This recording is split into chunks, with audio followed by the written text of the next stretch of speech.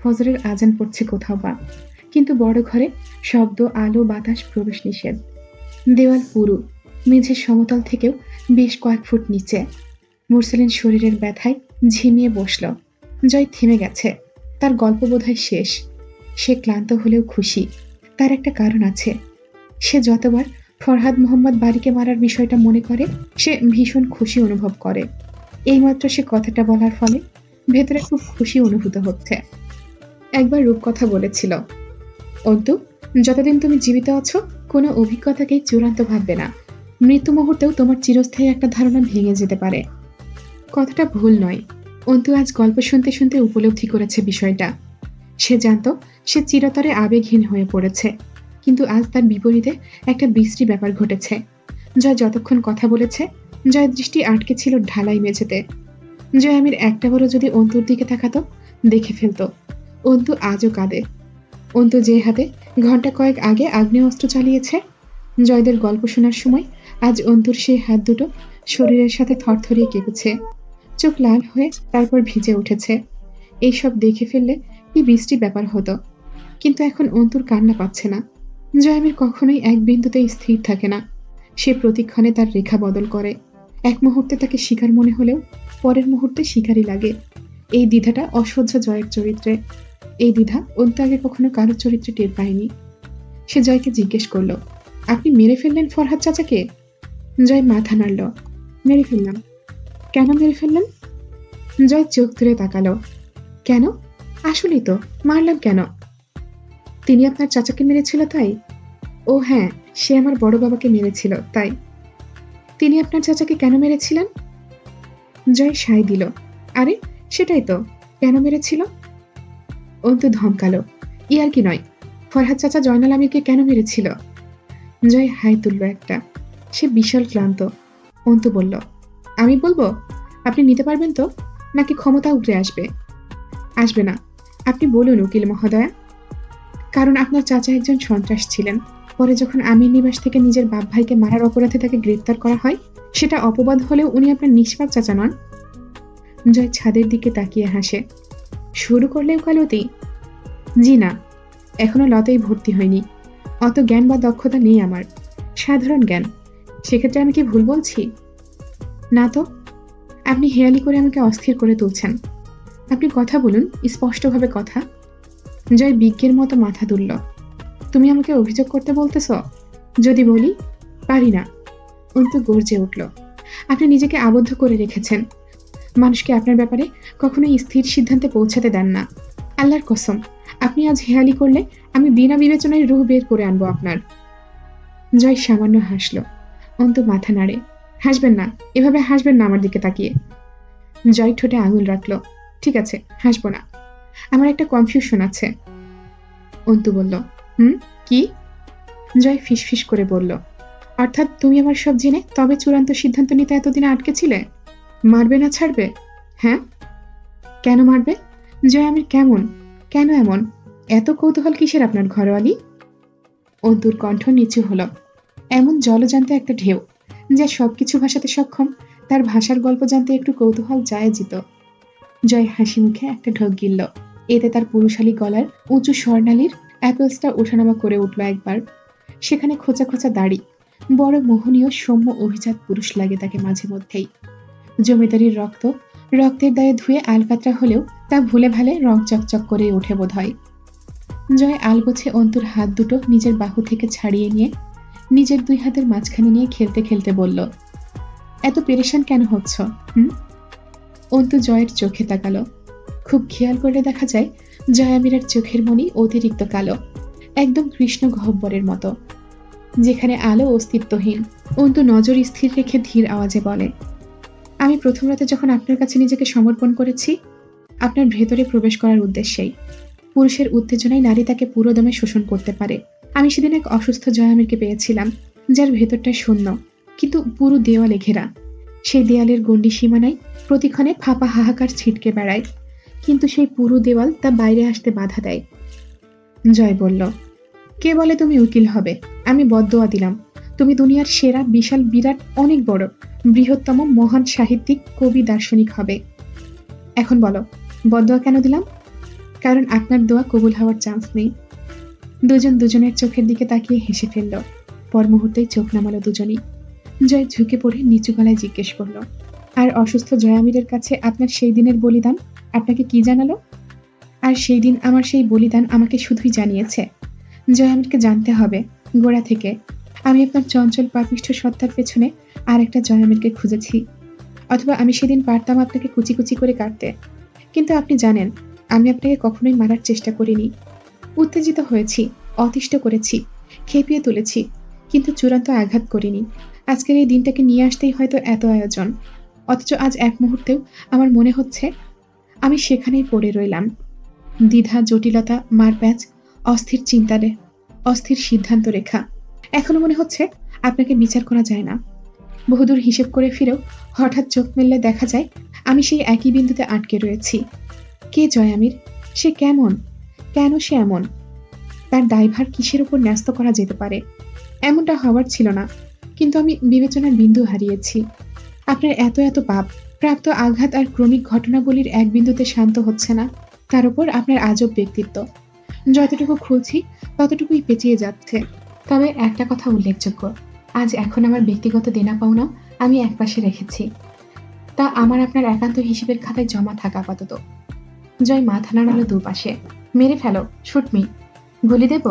Loaded ম্যাগানিজ আছে মনে হয় একটা পকেটে। এটা অটো সেমি মাল, একবার ম্যাগানিজ লোড করবে, তারপর ব্যাস, বুম বুম বুম। দেব দেব সিস্টার। জটিলতাকে জিয়ে রাখা মানেই কসরত। উড়িয়ে দাও, বিদ্রোহ করো, ভেঙে ফেলো আমার ভিত, ছেঁড়াবেড়া করে দাও, একদম খুলিটুলি।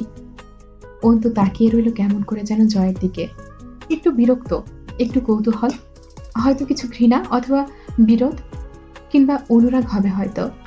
জয় মেঝের দিকে চেয়ে থেকে হাসল। এভাবে তাকিয়ে থেকো না ঘরোয়ালি। অন্তুর স্বর বিরক্তিতে মিশে কঠিন হলো। কেন? আমার মনে হবে তুমি আমার অতীত শোনার পর আমার দুঃখে দুঃখিত হয়ে আমার উকালতি করতে চাইছ। অবশ্য তুমি অনেক বড় উকিল হতে পারো, তবে জয়ামির তোমার মক্কেল হতে পারে না ডিয়ার। জয় চোখ তুলে চট করে একবার চোখ মারল।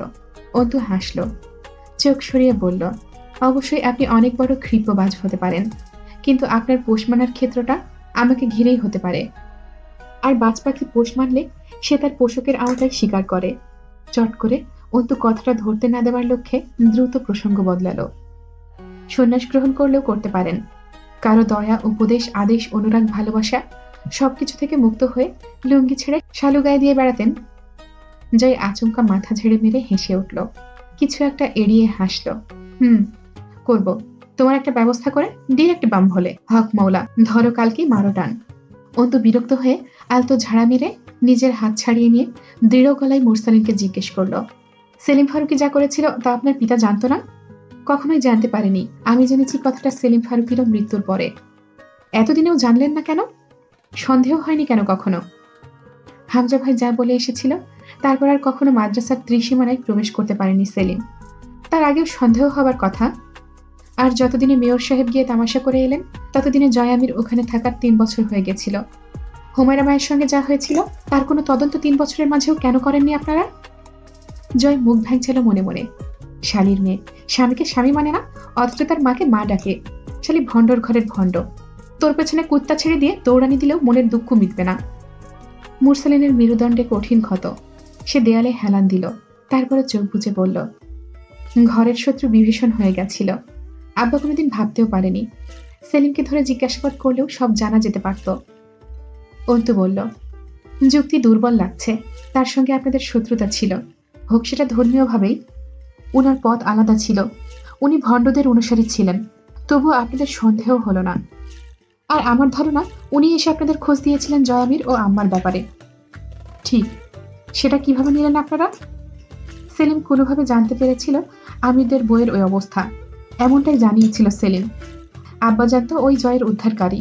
ওর দিকে সন্দেহটা না যাবার এটাই একটা কারণ। আরেকটা বিষয়, জয়ামিরকে সেদিন জবাই করার প্রচেষ্টা করা হয়েছিল। পরে জয়ামিরকে কেন জীবিত অবস্থায় জঙ্গলে ফেলে রাখা হলো? কেন?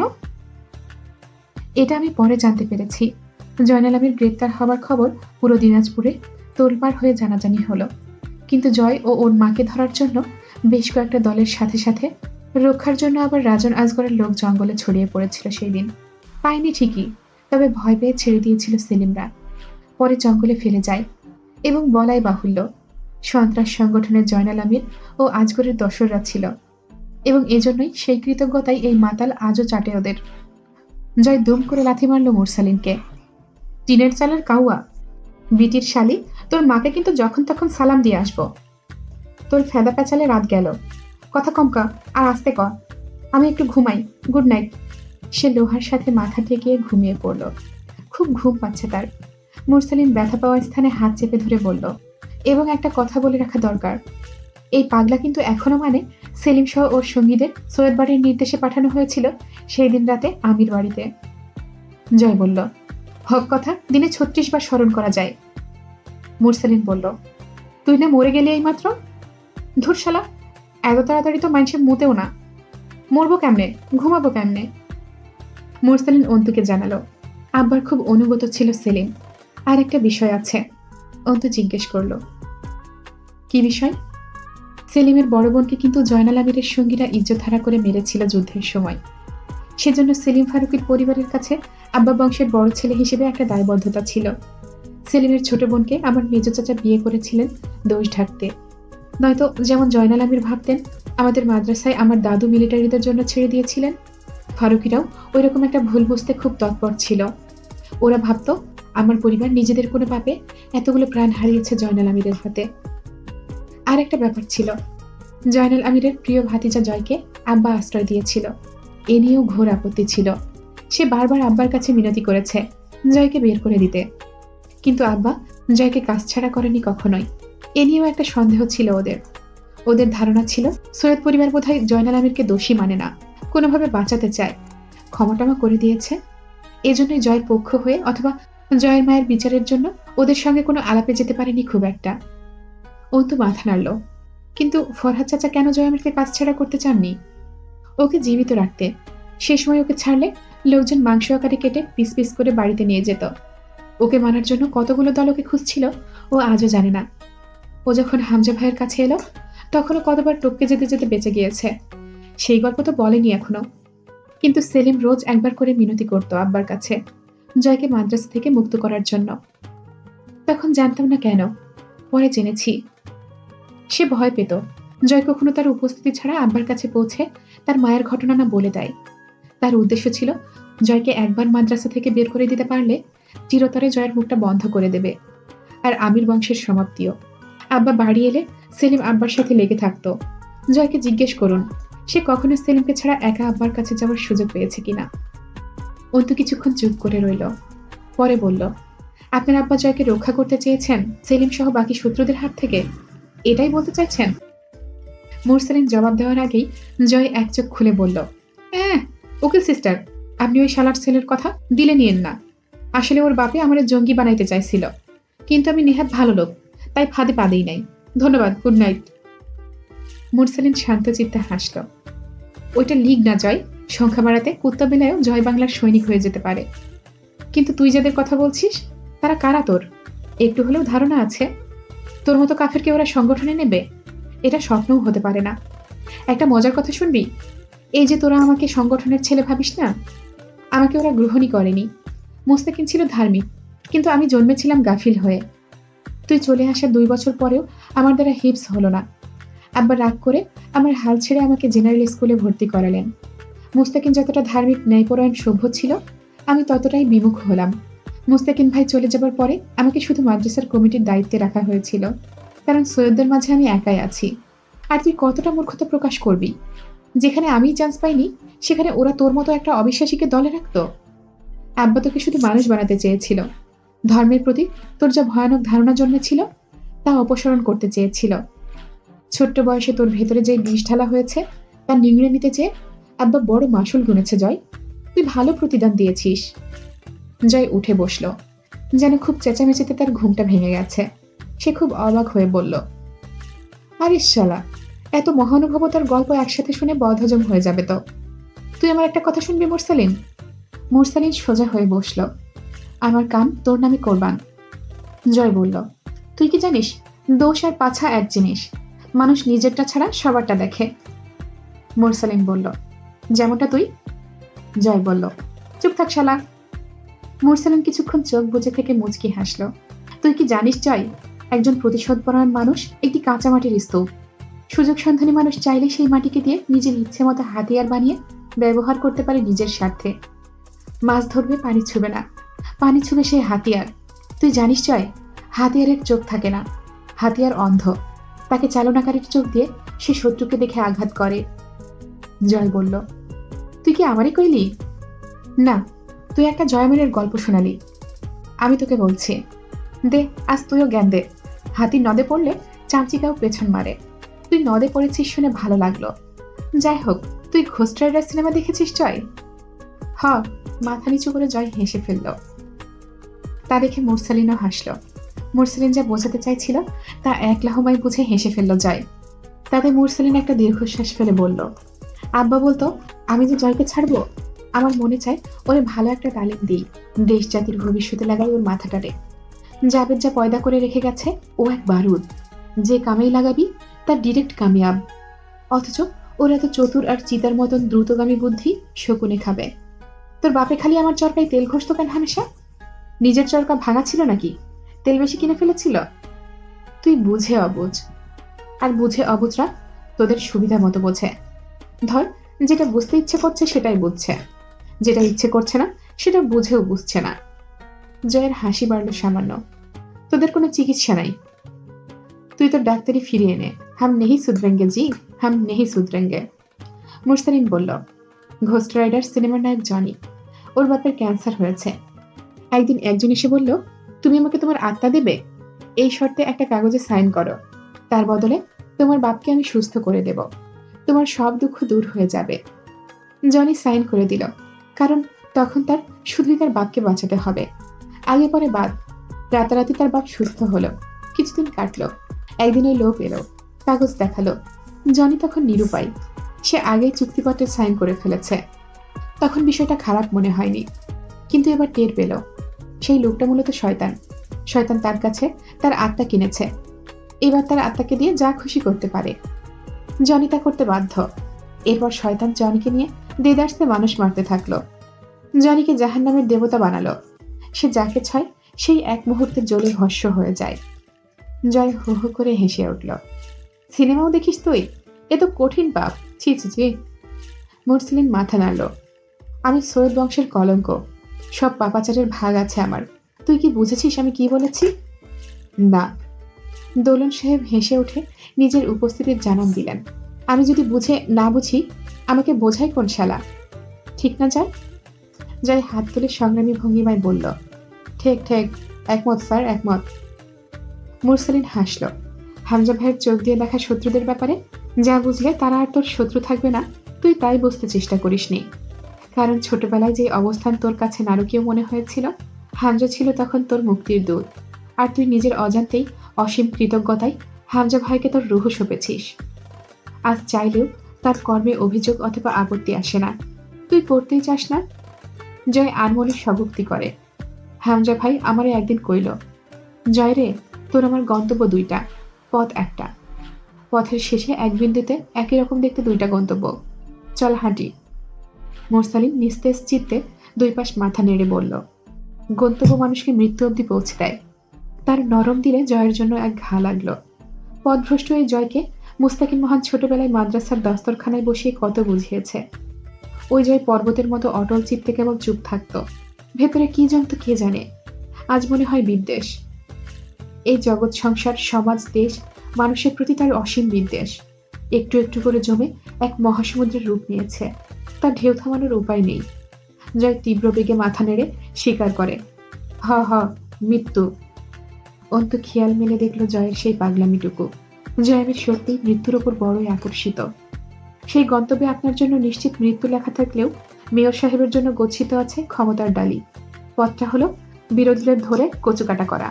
তাতে আপনার ভেতরে ইনপুট করা প্রতিশোধের বিষাক্ত প্রবৃত্তি মিটবে। আর আপনার তৈরি করা রাস্তা মেয়র সাহেবকে তার উদ্দেশ্য হাসিলে এক পিচ্ছিল পথ বানিয়ে দেবে। এই তো আপনাদের সেই এক পথ, দুই গন্তব্য। জয় বলল, ব্রিলিয়ান্ট। আপনি চাইলেই ভালো উকিল হতে পারতেন ঘরোয়ালি। অন্তু গম্ভীর স্বরে জিজ্ঞেস করল, জেনে শুনে ক্ষয় হতে কেউ এত আগ্রহী হয় জয়ামির? জয় হাসল। আমার কেউ অক্ষত পায় নাই ম্যাডাম, সুতরাং ক্ষয় হওয়া মাল আর একটু ক্ষয় হইলেই বরং প্রকৃতির নিয়ম বজায় থাকে। আমার উপরে মরিচা ধরেছে সেই কোন কালে। মুরসালিন গম্ভীর স্বরে শুধায়, আব্বাকে কেন মেরেছিস? তোর মুখে শুনি, বল কি কারণে মেরেছিস? জয় লোহার খণ্ড থেকে আস্তে করে নেমে ঢালাই মেঝেটার ওপর টান টান হয়ে শুয়ে পড়ল। মুরসালিন ঠিক অপর পাশে একইভাবে শুয়ে পড়ল। দুটো দেহ পাশাপাশি পড়ে রইল, একটা ক্ষতবিক্ষত আর একটা ক্লান্ত পরিশ্রান্ত। আমার বড় বাবাকে আমি শেষবার কবে দেখেছি জানিস? সেই রাত্রিরে, ওই রাত্রিরে বড় বাবা তার ভাবিকে বলেছিল, জয়কে নিয়ে পালান ভাবি, জলদি যান। তোর বড় বাবা বিশাল বড় হিরো ছিল রে জয়। আমার বড় বাবা ছিল। আইন, রাষ্ট্র ও দেশের মানুষের কাছে কি ছিল? জয় হেসে ফেলল। আইন, রাষ্ট্র, দেশের মানুষ? ডেকে উঠল জোরে জোরে। ও তোলন স্যার আছেন না? আমার ঘরোয়ালির হাতের স্পেশাল বুলেট নসিব হয় নাই তো? এতক্ষণে সবাই যেন ভুলেই গেছিল তারা ছাড়াও আরো একজন আজ জয়ামিরের গল্পের শ্রোতা হয়েছে বড় ঘরে। দোলন সাহেব বললেন, না হয়নি, ব্যাড লাক। সেই দুঃখে আপনারা একখান গোপন কথা কই স্যার। দোলন সাহেব বললেন, হুম। জয় বাচ্চাদের মতো চেঁচিয়ে ঘোষণা করল, আমি ছাড়া এই ঘরে আর কোনো দেশদ্রোহী নাই স্যার। অন্তুর শরীরটা ঝাঁকুনি দিয়ে উঠল। চোখ বুঝল সে, জয়ামির মিথ্যা বলে না। অন্তু জয়ের গল্পের মাঝে এটাই তো আবিষ্কার করেছে এতক্ষণে। দেশ, দেশের মানুষ, জীবন, রাষ্ট্র, সমাজ, এইসবের দ্রোহ একা বহনকারী জয়ামির আজ। এই জয়ামির, যার বেঁচে থাকার একমাত্র উদ্দেশ্য বিশৃঙ্খলা, অশান্তি, পাপাচার, মানুষের ভোগান্তি, দেশ দশের ভাঙন, ধ্বংস। মুরসালিন চট করে ঘাড় ঘোরায়। জয় দাঁত বের করে হাসল। আমার বড় বাবা তাই ছিল, বুঝেছিস তুই মুরসালিন? জয়, তুই অকৃতজ্ঞ। জয় আপত্তি জানায়, না, আমি অকৃতজ্ঞ না। তুই আর সবার প্রতিদান চুকাতে নিজেকে সঁপে দিয়েছিস। শুধু যে বা যারা তোকে জীবন দিয়েছে তাদের জীবন শুষে বলিয়ান হয়েছিস। উত্তম বিচার বটে। তোর আব্বা আমির পরিবারকে খেয়েছে। জবান সামলা। কোথায় সামলাবো ঘরওয়ালি? তোমার ওড়নার আঁচলটা দাও তো। তাড়াতাড়ি করে অন্তর ওড়নার তলায় জিব্বা ঢাকলো। হামজা ভাই তোকে দিয়ে সার্কাসেও কাজ করিয়েছে নাকি? এমন জোকার জোকার হাল হয়েছে কেন তোর? আব্বা তোর অবস্থা এমনটাই আশঙ্কা করত তোর চলে আসার পর। মুরসালিন, তোর কথা শেষ কর, আমি রুমে যাব, মাথা ব্যথা করতেছে। স্বাভাবিক, কথাবার্তা সেই দিক যাচ্ছে যা তুই আলোচনা করতে খুব অপছন্দ করিস, কিন্তু করতে হবে, সময় নেই আমাদের হাতে। জয় মাথার নিচে হাতের কোনোই দিয়ে বলল, হ, ঠিক কথা, সময় নেই আমাদের হাতে। মুরসালিন বড় হতাশার স্বরে বলল, জয়নাল কাকা সর্বশেষ যে পাপটা করেছিল তা তোর সাথে। পাপ? আমাকে ভালোবাসাটা? মূর্খ, ভালোবাসা বুঝিস তুই? তা বুঝি না অবশ্য। তোর দুর্ভাগ্য, ভালোবাসা কাকে বলে বুঝিস না তুই, অথচ দাবি করিস কেউ কেউ তোকে ভালোবাসে। তুই একটা শক্তিশালী ঘুঁটি মাত্র, যা সবার দাবার চাল হয়েছে। যে যেমন পেরেছে তোকে ভালোবাসার নামে বিষে চুবিয়েছে। আল্লাপাক তোকে যেই পরিমাণ নিয়ামত ও মেধা দিয়ে দুনিয়াতে পাঠিয়েছিল তা তুই কুকুরদেরকে খোরাক হিসেবে বিতরণ করে এক অধমে পরিণত হয়েছিস। পুরনো আলাপ সেসব থাক, বোঝা তো ভালোবাসা কি আজ নতুন করে বুঝি। যদি বলি তোর স্ত্রী তোকে ভালোবাসে। জয় যেন হাসতে ভুলে গেল। সে অতিরিক্ত হাসি পাওয়ার ফলে হাসতে ভুলে গিয়ে নিঃশ্বাস আটকে পড়ে রইল। মুরসালিন আস্তে আস্তে উঠে বসে বলল, সে তোকে এই পথ ছাড়তে বলেছে কখনো? হাসি জোর করে চেপে মুখ ফুলিয়ে বলল, হ। আর কেউ? না। মনে কর কেউ তো বলেছে সে ছাড়াও। মনে নাই কেন? জয় চোখ খুলে তাকায়। মুরসালিন বলল, কেন বলেনি? কেন তোকে কেউ এই মরার খেলা খেলতে মানা করেনি? অন্য পথের কথা বলেনি। বল, তুই বল, আমি তোর মুখে শুনব। জয় কিছু বলল না। উঠে গিয়ে কামরুলের পকেট হাতড়ে সিগারেট বের করে জ্বালালো। মুরসালিন দৃঢ় স্বরে বলল, কারণ কেউ তোরে কোনোদিন বাঁচাই বাড়ি চাই নাই, কেউ তোকে মানুষ মনে করে নাই, কেউ তোকে বোঝেই নাই। তুই যে মেধাবী, তুই অভিজাত বংশের রক্তে পয়দা, তোর ভেতরে মানুষ আছে, এটা তোকে ভুলিয়ে রাখতে এই দুনিয়ায় যত রকমের আয়োজন। কিন্তু তোর স্ত্রী? জয় সিগারেট ঠোঁট থেকে নামিয়ে তীব্র বাধা দিল, চুপ, কিচ্ছু না, আমি ওর আসামির পাত্র, আসামি, এর বেশি কিচ্ছু না। ভালোবাসাবাসির মধ্যে টানিস না। তুই কোন ভালোবাসার কথা বলছিস জানি না, কিন্তু ভালোবাসার বহুত প্রকারের মাঝে একটা এমনও আছে। জয় চোখ বুজে লম্বা একটা সিগারেটে টান দিয়ে পুরো ধোঁয়াটুকু গিলে ফেলল। তারপর নিঃশব্দে হাসল। এটাই যদি ভালোবাসা হয় তাহলে তা সার্বজনীন, সবার জন্য প্রযোজ্য। ও এক আদর্শ মেয়ে ভাই। আমার জায়গায় অন্য কোনো নষ্ট জয় থাকলে তারেও ভালো হইতে বলতো। এইটাতে বিশেষত্ব খুঁজলে আমি তোরে 2 চামচ খাঁটি গু খাইতে সাজেশন দেব। মুরসালিন বলল, তুই যে পথে নেমেছিস তাতে কি আছে? তোরা যে পথে আছিস তাতে কি আছে? কি চাস? কি আছে দে? আমার তো কিছুই নাই। যা দিবি হাতে তাই যাবে সাথে। দে। জয় হাত পাতল। চাস কি তুই? দেশের জন্য প্রেম আছে, মানুষের জন্য মমতা আছে, নারীর প্রতি সম্মান আছে, মনুষ্যত্ববোধ আছে। আমার দেশের মাটি আমি বেঁচে থাকতে আমার দ্বারা নোংরা হবে না, সেই দৃঢ় প্রতিজ্ঞা আছে বুকের ভেতরে। কি চাস তুই? জয়ামির উপহাস করে হাসল, ঝাড়া মেরে মাথা নাড়ল দুই পাশে। আমি জয়ামির, যেদিন খালি একটা ছোট বাচ্চা ছেলে ছিলাম, আমি আমার দাদু ভাইয়ের কাটা মাথা দেখেছি, বাপের মাংস ছিঁড়ে আসে শরীর দেখেছি, সেই জন্মদাত্রীর লজ্জাস্থান হরণ হতে দেখেছি, যা চিরে দুনিয়ায় আসছি। আমি জয়ামির, খিদের জ্বালাই তোর দেশের জমিনের মাটি খুবলে খাইছি। একখানা মজার কথা শুনবি? তোর দেশের মাটি ক্ষুধার্ত জয়ামিরের খিদে মেটাইতে পারে নাই। তোর দেশের মানুষ আমার মতো জয়ামিরকে ঘরে তুলে আশ্রয় দেয় নাই। তোর দেশের মানুষ নারীদেরকে মেলা সম্মান করে। খালি আমার ফুপু জয়নব, আমার আম্মা হুমাইরা আর আরমিনেরা যখন ইজ্জত হারায়, তখন তোর দেশের মানুষ এইগুলারে সম্মান করতে জানে না। আমি ভুল কইছি মনে হয়? তোর দেশের মানুষ নারীরা সম্মান দেয়। এই 3টা তো নারী ছিল না? ঠিক কইছি না? ওই যে বসে আছে যে শালীর মেয়ে, ওইটারে জিগা। ওইটারে যেদিন বেশ্যা বানাইছি আমি জয়ামির, তোর সমাজের দেশের মানুষে ওরে একবারও জিগাই নাই পর্যন্ত। ওই ছেড়ি আমিরের পোলা তোরে সত্যিই ছুঁইছে নাকি? জিগা ওরে। দেখ, ও আজও কান্দে খালি, কিছু কইবার পারে না, করবার পারে না। ওই দিন ওরে আমি আমার নাম না দিলে হয়তো কবে বদনাম হয়ে খতম হয়ে যাইতো। তোর দেশের মাটি ওর বালটা ছিটতো। তোর দেশপ্রেম কি করে? তোর দেশপ্রেম কারে কি দিছে? তোরে কার বালটা দিছে? আজ এইখানে পৌঁছতেছিস মাসের পর মাস। এই তো হ, তোর দেশের সমাজ মেলা ভালো, মহান, খুব মহান। জয়ামির আবারও হেসে ফেলল, কেমন করে যেন। তোরা তো ভালোই আছিস মুরসালিন, তোর দেশ দুনিয়া থেকে কিছু খসবে না বা জোড়াও লাগবে না। জয় অন্তুর হাতখানা আবারও শক্ত করে চেপে ধরল। সেই হাত জোড়া থরথর করে কাঁপছে। জয় কিন্তু ভুলেও তাকালো না অন্তুর মুখের দিকে। আরমিনের কান্না সে দেখে না। ওই ছেড়ি কাঁদলে আড়ালে কাঁদবে। আজ সামনে কেঁদে ফেলেছে, সেই দোষ তো জয়ের না। অন্তুর হাতখানা চেপে ধরে ওকে নিয়ে গা ঝেড়ে উঠে দাঁড়ালো জয়ামির। ছেড়ে দে আমায় মোরসালিন, একজনও আমি জয়ামির হব। পরের বার মাটি হয়ে হুমায়রার পেটে জন্মাবো। সেইবার তোরা কেউ চাইলেও আমারে আর জয়ামির বানাইতে পারবি না কিন্তু, কইয়া দিলাম। এইবার খালি আমারে জয়ামির হইতে দে। অন্তুকে তুলে নিয়ে নিস্তেজ দেহগুলো মারিয়ে চামড়ার স্যান্ডেলের খসখসে আওয়াজ তুলে অনেকটাই এগিয়ে এলো জয়। পিঠ পিছে অন্তুর ওড়না ঝুলছিল। এক হাতে গায়ে জড়িয়ে অন্তুকে আগলে নিয়ে বড় ঘরের মাঝ বরাবর বেরিয়ে আসার সময় মুরসালিন আওয়াজ দিল, জিন্না আমিরকে আমি মারিনি জয়। তোর গল্প, আমার কথা আর তোর ভুল বোঝাবুঝি শেষ হতে এখনো অনেকটাই বাকি। রাত 2:15 সময় হামজা আকস্মিক রিমিকে ছেড়ে সাদা চশমাখানা টেবিলের উপর রেখে কিছুক্ষণ দাঁড়িয়েছিল। তার ভেতর কিছু তৈরি হলো, জটিল কিছু। ততক্ষণ হামজার মস্তিষ্কের কাটা মেশিনের ব্লেডের মতো চলছিল। সামনে যা আসবে ফালাফালা হয়ে যাবে। রিমি কাঁদছে, কিন্তু হামজা থামানোর চেষ্টা করলো না। তার আবার বুকও জ্বলছে। এই জ্বলন অবর্ণনীয়। ব্যক্তিগত দুঃখ, এটা নতুন তার জন্য। ব্যক্তিগত দুঃখ বলতে এক অপরিচিত ব্যাপারের সাথে সে কিছুদিন চলাফেরা করেছে। হামজা কখনো কাউকে ভালোবাসেনি, কিন্তু রিমির ক্ষেত্রেও কি কথাটা খাটে? এই প্রশ্নই সমস্যা তৈরি করেছে মূলত। রিমি তাকে শাস্তি দিতে যে পন্থা অবলম্বন করেছে, তার দায়ভার কার? জয়ের বইয়ের নয়? হামজা কি ছাড়বে এই দুঃসাহসী নারীটাকে? ধরলে নারীটি সইতে পারবে হামজার থাবা? সে ফতোয়া বদলে একখানা নেভি ব্লু পাঞ্জাবি পরল।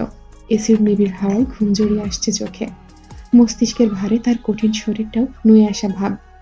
ঘুম দরকার হামজার, তার আগে কিছুটা মদ খাওয়া দরকার, নয়তো এই অস্থিরতায় ঘুম আসবে না। তার জন্য জয়কে দরকার, কিন্তু জয় বড় ঘরে আজ। জয়ের রুমখানা পেরোনের সময় দেখলো দরজায় নবলব। জয়ের বউ ভেতরেই ঘুমাচ্ছে তো। ব্যক্তিত্বের চাপে রাত দুপুরে নবটা ঘুরিয়ে জয়ের ঘরে উকি দিয়ে ওর ঘুমন্ত বউকে দেখার কাজটা করা হলো না। তবে একটা নিশ্চয়তা আছে বটে, জয়কে এখনো পুরোপুরি বশ করতে পারেনি ওর বউ, এই ধারণা হামজার। ঘরেই আছে আরমিন। 2:30টার দিকে হামজার সংসদ সদস্যের বাসভবনে পৌঁছালো। দারোয়ান ঘুমে ঢুলছিল। হামজা না হলে সে ফটক খোলা তো দূর, লাগলে একটা মার্ডার করত। এমপি সাহেবের নিরাপত্তা প্রথমত। কিন্তু হামজাকে দেখে হুড়মুড়িয়ে উঠে এসে সালাম ঠুকে বলল, স্যার আপনার জন্য মেলাক্ষণ থেকে বসেছিল, এখন মনে হয় শুইয়া পড়ছে। হামজা চুপচাপ নিশাচরের মতো ভেতরে ঢুকলো। হাতে দুটো ফাইল, কেস ফাইলের কপি, অভিযোগপত্র, আর এক হাতে একটা মাঝারি ঝোলা গাড়ি থেকে বের করলো। মাঝরাতে সংসদ সদস্যের বসার ঘরখানা হামজার শরীরের কড়া সুগন্ধির রহস্যে মেখে উঠল। নেমে এলেন ভুরু দুলিয়ে সংসদ সদস্য সাহেব। বড় করে হাসলেন। হাসল না হামজা। তার ভিরিক্কি সৌম্য চেহারা, আধার কূপের মতো চোখ দুটো স্থির, শান্ত, ঠিক শিকারি পেঁচার মতো। সে সালাম অব্দি দিল না। এমপি সাহেব বললেন, তোমার রাত 12টায় আসার কথা ছিল। সোফায় বসে ফাইলগুলো এগিয়ে দিয়ে হামজা বলল, ওই দিকের অবস্থা কতদূর করলেন? ফাইলগুলো দেখতে চাইলেন এমপি সাহেব। হামজা বাধা দিল, পরে দেখে নেবেন, আমি শেষ রাতের গাড়িতে রাজধানী যাব, কথা শেষ করি। এমপি সাহেব বললেন, মাসুদ চা পানি দে তো। লাগবে না, আলোচনায় আসি। হামজা ঝোলা থেকে মোট 3টা হ্যান্ডগান ও 4টা লোডেড ম্যাগানিজ বের করলো। সেন্টার টেবিলের উপর রেখে বলল, এগুলোর লাইসেন্স নেই, লাইসেন্স শুধু আমার একটা পিস্তলের আছে। এগুলো এখন বাড়িতে রাখা যাচ্ছে না, আপনি রাখুন, পরে নেব। রেগে উঠলেন এমপি সাহেব, তার মানে যখন তখন তল্লাশি হবার পর্যায়ে আছো? হ্যাঁ, মরতে বাকি রাখনি? হামজার নির্লিপ্ত চোখে তাকিয়ে রইল। দুশ্চিন্তার ছাপ দেখা গেল এমপির মুখে। ঘন ঘন মাথা নাড়লেন। তোমার জয় যা করছে ভালো করেনি, মোটেও ভালো করেনি। ওর এই অভ্যাস নেই। সে যাই হোক, পলাশ আসগুন মার্ডার কেসে পুলিশ এখনো ডেড বডি পায়নি, অথচ জয়কে সাসপেক্ট নাম্বার 1-এ রেখেছে। মাজহার, ঝন্টু কাকা সহ আরো পুরনো কেসগুলো কেউ নতুন করে খুলেছে। গোড়া থেকে সব তদন্ত শুরু হয়েছে স্পেশাল ব্রাঞ্চগুলোতে। সেখানে আমার বাড়িটা গবেষণার বিষয়, বুঝতে পারছেন? অবাক হলেন এমপি। কে খুলেছে এইসব কেস? বলবো সব। কয়েকদিন যে চাপাটা দিয়েছিলাম তা আলগা করেছে কেউ বা তারা। তাকে এবং তাদেরকে ধরে বলি দিলেও এখন আর তা ঢাকা যাচ্ছে না। চারিদিকের অবস্থা ভালো না। অন্তত এটার কাজ দ্রুত এগোনোর দরকার আপাতত। ঢাকা থেকে ফিরে আমি নিজেই একবার যাব পুলিশ কাস্টডিতে।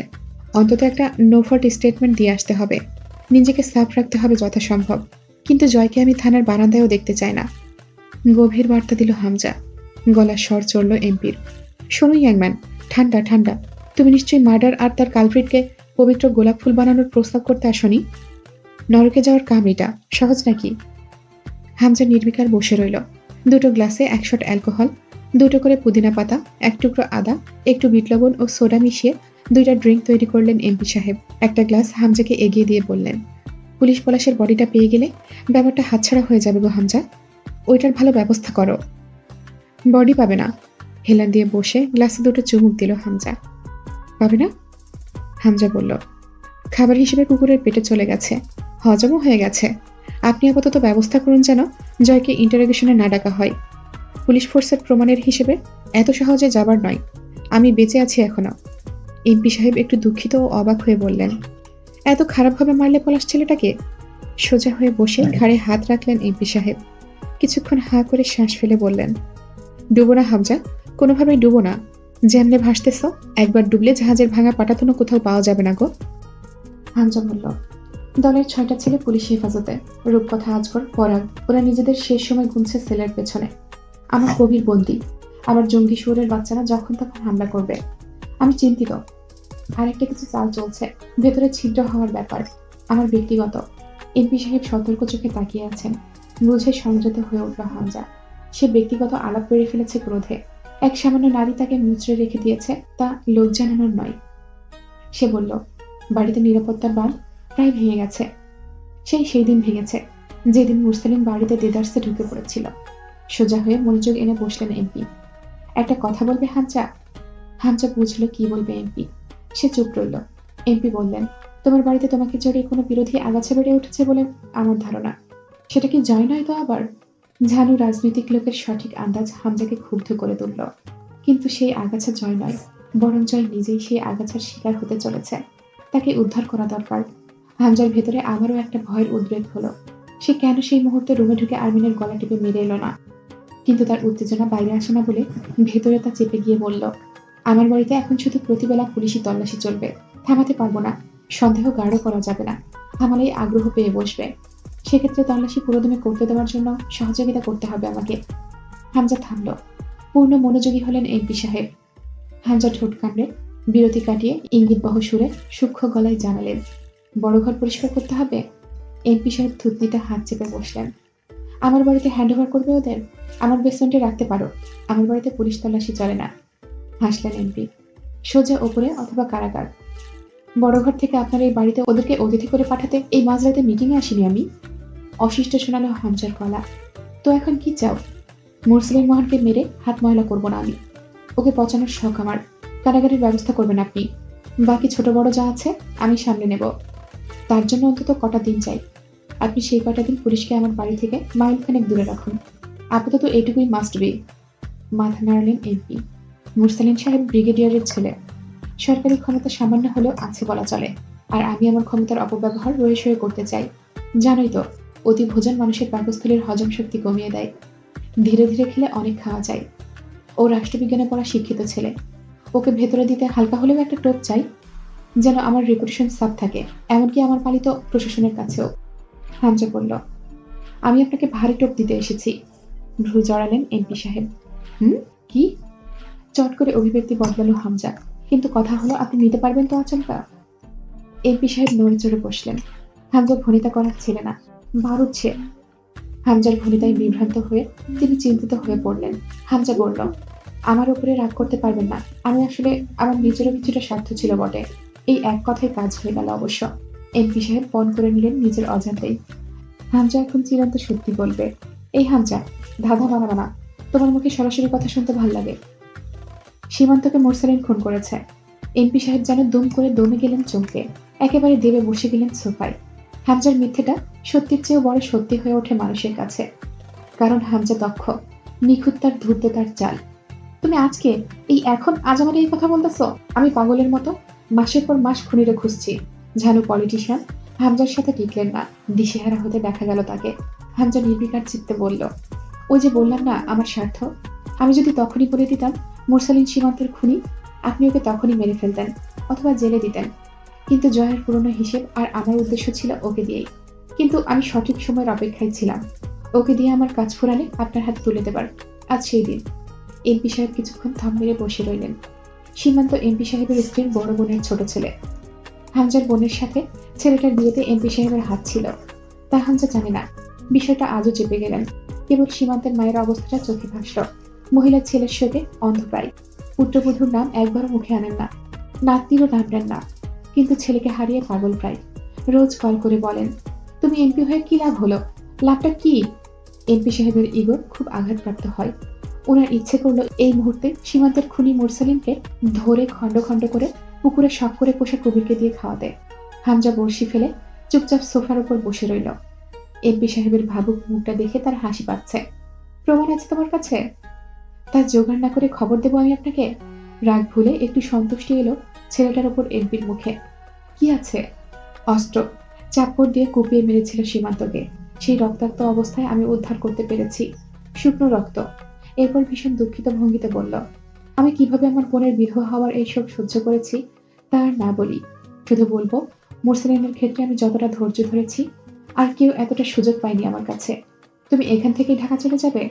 হামজা জানালা দিয়ে অন্ধকার দেখতে দেখতে মাথা নেড়ে সায় দিল। এমপি সাহেব জানালেন, একটু আগে বড় ঘরে বাপ্পি কামরুল দোলন সাহেব রবিউল গেছেন। জয় বাড়িতে না? হামজা বলল, ও বড় ঘরেই আজ। ওরা কেন গেছে?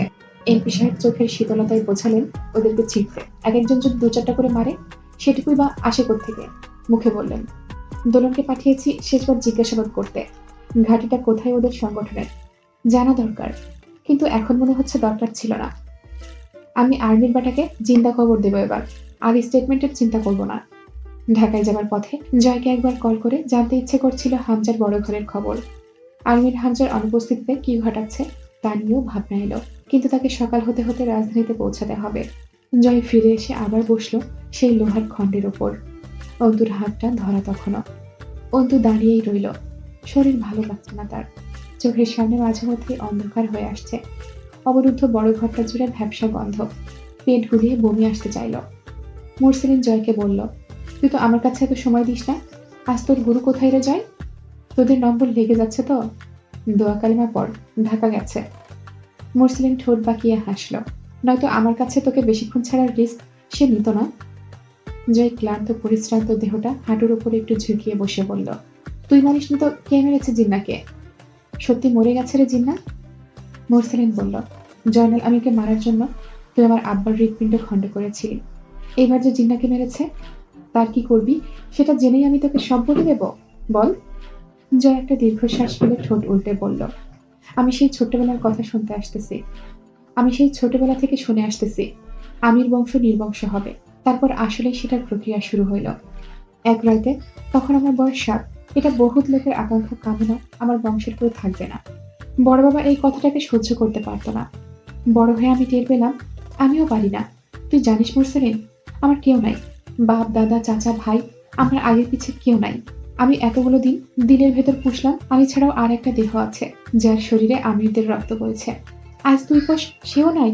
তাহলে আমি যেমন বহুত লোককে মারছি, যারা আমার নির্বংশ লেজ কাটা বলছে, তাদের কাছে যাই কি আমার এখন মাপ চাওয়া উচিত?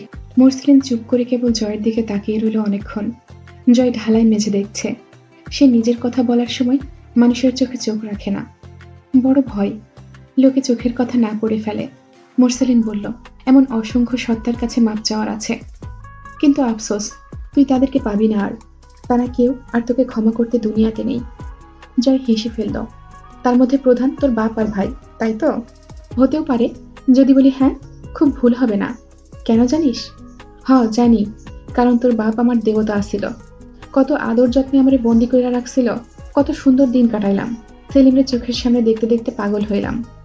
মুরসেলিন বড় আফসোসের সাথে বলল, তুই সেই মানুষটাকে কেবল নিজের নোংরা পাগলাটে দৃষ্টিভঙ্গি দিয়ে ভুল বিচার করে খুব নৃশংস মৃত্যু দিয়েছিস, যে তোকে 3টা বছর আগলে রেখেছিল। জয় কেসে উঠল। আগলে রেখেছিল? কস কি বাপ, মাথা ঘুরতেছে। এক গ্লাস লেবু পানি খাইতে পারলে জানটা শান্তি লাগতো। একজন অবিশ্বাসীর কাছে ধর্মীয় আচার শিক্ষাটা জুলুম মনে হওয়াই উচিত। জয় মাথা দুলালো। না, আমি অবিশ্বাসী কে বলে? আমি হইলাম একজন সচেতন লোক। আমার বিশ্বাসের মেলা দাম। আবার আমার এই অবিশ্বাস বারবার ঠিক প্রমাণিত হয়েছে। কেমনে শুনবি? মুরসেলিন তাকিয়ে রইল। জয় বলল, আমি নিজেই বহুত মানুষের কাল হইছি, যারা বিশ্বাসী ধর্মে পালনকর্তাই, কিন্তু ওদের ধর্ম আর পালনকর্তা ওদেরকে আমার হাত থেকে রক্ষা করে নাই, যেমন আমারই করে নাই। কাজ ঝাঁকালো জয়। হতাশ সুরে চোখ ফিরিয়ে বলল মুরসালিন, তুই জন্মেছিস অবিশ্বাসী হয়ে রে জয়। যেই পঙ্গু কারণগুলো তুই তোর খোদাদ্রোহ অথবা দেশদ্রোহে দেখাস, তা শুধুই তোর স্বার্থপরতার বহিঃপ্রকাশ। জয় মুচকি হাসল। এই অবিশ্বাস আমার খুঁটি মুরসালিন। আমি বিশ্বাস করতে জানলে কবে কোথায় নিশ্চিহ্ন হয়ে যাইতাম। আমি আমাকে মানি, শুধু আমাকে। কিন্তু যখন বিশ্বাসের কথা ওঠে, আমিও আমার কাছে বেকার। আমি শুধু মানি জয় আমির নিজেকে বানিয়েছে, অপরকে ভেঙে। সে হাসতে শিখেছে মানুষকে কাঁদিয়ে। মানুষ তারা নিজ থেকে কিছুই দেয় নাই, মাঝে মধ্যে তো বাঁচার জায়গাটুকুও দিতে চায় নাই। তোর আল্লাহ কিছুই দেয় নাই তারে। একটা পরিবার, একটা ঠিকানা, একটু সঙ্গ, একটু স্নেহ। বলতে গিয়ে থেমে গেল। এই অভরসা তোর ধর্মের হাতেই কামানো। তোর ধর্ম তোরে দিছে কি? এই বন্দিদশা। বন্দি তো তুইও। তোর নফসের কাছে বন্দি, তোর অপ্রগতিস্থ বিকৃত চিন্তাধারার কাছে বন্দি। মদ ও পাপ সেই কারখানা, যা মানুষকে সাময়িক স্বস্তি দেয়, সাথে দেয় চিরস্থায়ী বন্দিত্ব। এই দুটোর মাঝে বিরতি এলেই পাপী ও নেশাগ্রস্তের ছটফট মৃত্যু অনিবার্য। তোর রুহু সেই পাপের কাছে বন্দি। ঠোঁট বাঁকালো জয়। আর তুই অন্ধবিশ্বাসের কাছে। দেখ ভাই, আমি বিশ্বাস করি না। আমার জীবনটা খারাপ। তুই একজন খাঁটি বিশ্বাসী, ভালো লোক। তোর জীবনটা আরো খারাপ। তাহলে বিশ্বাসী আর অবিশ্বাসের পরিস্থিতি যদি একই হয়, আমি খালি খালি আমার বিশ্বাসটা খরচা করব কেন? বিশ্বাস বেচে একদিন বড়লোক হব আমি। মুরসালিন দীর্ঘ নিঃশ্বাস ফেলে মাথা নাড়ল। বিশ্বাস করতে শক্তি লাগে, অসীম শক্তি। তুই ভীষণ দুর্বল জয়। বিশ্বাস হলো কাজ, যা ঠুনকো আর ততটাই ধারালো, যখন তখন ভেঙে যাবে। আর তা বিঁধলে সেই রক্তক্ষরণে তোর মৃত্যুও হতে পারে। কাজ ভীতুদের হাতিয়ার হতে পারে না। কাজ নিয়ে খেলতে সিনা চাই বিশাল। তুই ভীতু, তোকে সামান্য আঘাতেও ভেঙে টুকরো টুকরো করে ফেলা যায়। আর সেই ভাঙনটা ধরে ভেতরে, যেটা আরো ভয়ানক। জয় মাথাটা নত করে নিঃশব্দে হাসল। তুই আমার অতখানি সহ্য করিস নাই। মুরসালিন হেসে উঠল। তাই তো, আমি তো অতখানি সহ্য করিনি, তোর চেয়ে বেশি হয়ে গেছে। জয় আলতো মাথা নাড়ে। তাই নাকি? আমি তুই শুধু পথের বৈপরীত্যে আলাদা, নয়তো আমার কাছে সব রকম সুযোগ ছিল তুই হয়ে যাবার। জয় 2 পাশে মাথা দুলিয়ে হাসল। আমি হওয়া সহজ না, খুব সহজ। তুই হওয়া খুবই সহজ। কি বলিস? প্রসেসিংটা বলতো। আবার জন্মাইলে সহজ পদ্ধতিটা ট্রাই করব জয় আমির হবার। প্রসেসিং কি? পঙ্গু দৃষ্টিভঙ্গি, ঠুনকো বিশ্বাস, অপাত্রে কৃতজ্ঞতা, একপাক্ষিক বিচার, স্বার্থলোভী ধর্মভরসা। আবার সেই ভরসা বিশ্বাসের কাচাল, সম্বন্ধের সওয়াল। আমি অবিশ্বাসী, তাতে তোর আব্বার কি হে? তোরে তো আমি আমারে হেদায়েত নসিহত করতে বলি নাই। ধর্ম ছাড়া যে কেউ তুই, আমিও হয়ে যেতাম। এই যে বললাম সব সুযোগ ছিল, শুধু পারিবারিক শিক্ষা দৃষ্টিভঙ্গিটা আলাদা হয়। আজ আমি তুই প্রধান বিরোধী। আমার তো পরিবার নাই। আমার কাছে যে পরিবার ও শিক্ষা ছিল তা অন্তত তোর কাছেও ছিল, কিন্তু সেটাকে তুই ভরসা করিসনি, উল্টো ঘেন্না করেছিস। সেই শিক্ষাগুলোকে শত্রু মেনে নিয়ে সেটার বিরুদ্ধে বরং লড়াই করেছিস। জয়ের নাক শিউরে উঠল। তোর আমার পরিস্থিতি কি এক ছিল? মুরসালিন জবাব দেয়, আংশিক না, পরে হ্যাঁ। তুই আমার আব্বাকে মেরেছিস। তখন আমরা 3 ভাই বোন অন্তত ততটুকুই ছোট, যতটুকু আব্বাকে আমাদের সবচেয়ে বেশি দরকার ছিল। কিন্তু সেই বয়স থেকে দলীয় হামলায় যাযাবর জীবনযাপন করেছি আম্মাকে সাথে নিয়ে। শেষমেশ আব্বার বদৌলতে মুরসালিন একটা চাকরি পেল, কিন্তু তাকে সরিয়ে দেওয়ার নির্দেশ এলো। এই আমি জেল খাটা, পুলিশের হয়রানি, তোদের দাবরানি খেতে খেতে অনার্স পাশ করলাম। তোর শরীরের আঘাতের চিহ্ন গুণে আমার সঙ্গে মিশিয়ে নিস, পূর্ণ আছে। তারপর আমার বোন। মুরসালিন কেমন করে যেন হাসল এই পর্যায়ে। পার্থক্য হলো এইসব আমাকে আমার পথে আরো অটল করেছে, আর তোকে ছিটকে বিপথে নিয়ে ফেলেছে। পার্থক্য ওই বিশ্বাস আর দৃষ্টিকোণের। আজ এতগুলো দিনে আমার রক্ত ছাড়া আর কিছুই বের করতে পারেনি তোর গুরু। হয়তো এটা আমার বিশ্বাস, আমার ধর্ম বিশ্বাস, আমার একাত্মবাদ। তুই স্বার্থে আল্লাহকে তোর রক্ষার হাতিয়ার কল্পনা করেছিস, কখনো তাকে বিশ্বাস, মনে প্রাণে ভরসা অথবা পালন করিসনি। তোকে বলা হয়েছিল আল্লাহর রক্ষাকর্তা। যখন তোর বিপদ এলো, তোর আল্লাহর কথা মনে পড়লো, কিন্তু বিপদ রক্ষা হলো না। তুই বিমুখ হয়ে গেলি। ধর্মবিশ্বাস তোর কাছে বিপদের হাতিয়ার হয়েছিল, জীবনটা তোর কাছে এক্সপেরিমেন্টাল হয়েছিল। তুই তোর চাচার ধাঁচে গড়ে ওঠা এক অন্ধ স্বার্থন্বেষী। ইনডাইরেক্টলিও স্বার্থপর বলিস না আমাকে, আমার ভেতরে বেঁধে ভায়োলেন্স হয়ে যাইতে পারি। ঠিক আছে, ডাইরেক্টলি বললাম, তুই খুব নিম্নমানের স্বার্থবাদী সুবিধাভোগী মানুষ। যাই মাথা নাড়ল, মেজাজ বদলাস না আমার। বড় বাবা আসবে না এখানে, আমাকে বল। দোলন সাহেব হেসে উঠে বললেন, মুরসালিন মহান, সে একটা জয়নাল আমির তো তোমার ভেতরেও আছে। মুরসালিন ইঙ্গিত বুঝল, তার চোখ দুটো দিয়াশালের কাঠের মতো জ্বলে উঠল। সেই চোখ সামলে অদ্ভুত হেসে বলল, আমি মুরসালিন 500 বার জন্মালে 1000 বার আমার বোনের ধর্ষককে বলি দিয়ে সেই রক্তে গোসল করব স্যার। এখানে কোনো যুক্তি তর্ক, ঠিক বেঠিক, আইন ধর্মের কোনো ঠাঁই নেই। এসব কোনো আফসোস বা পাপের চিন্তা আমি রাখিনি ভেতরে। শুধু জানি আমার বোনের ধর্ষকের রেহাই নেই যতদিন আমার শ্বাস চলছে। হুমায়ুন পাটোয়ারির মৃত্যু আমার হাতেই লেখা ছিল, আরেকজনেরটা বাকি। দোলন সাহেব জানালেন, তারটা তোমার হাতে লেখা ছিল না। মুরসালিন ভ্রু চড়ালো, পলাশ আজকুর মরে গেছে স্যার?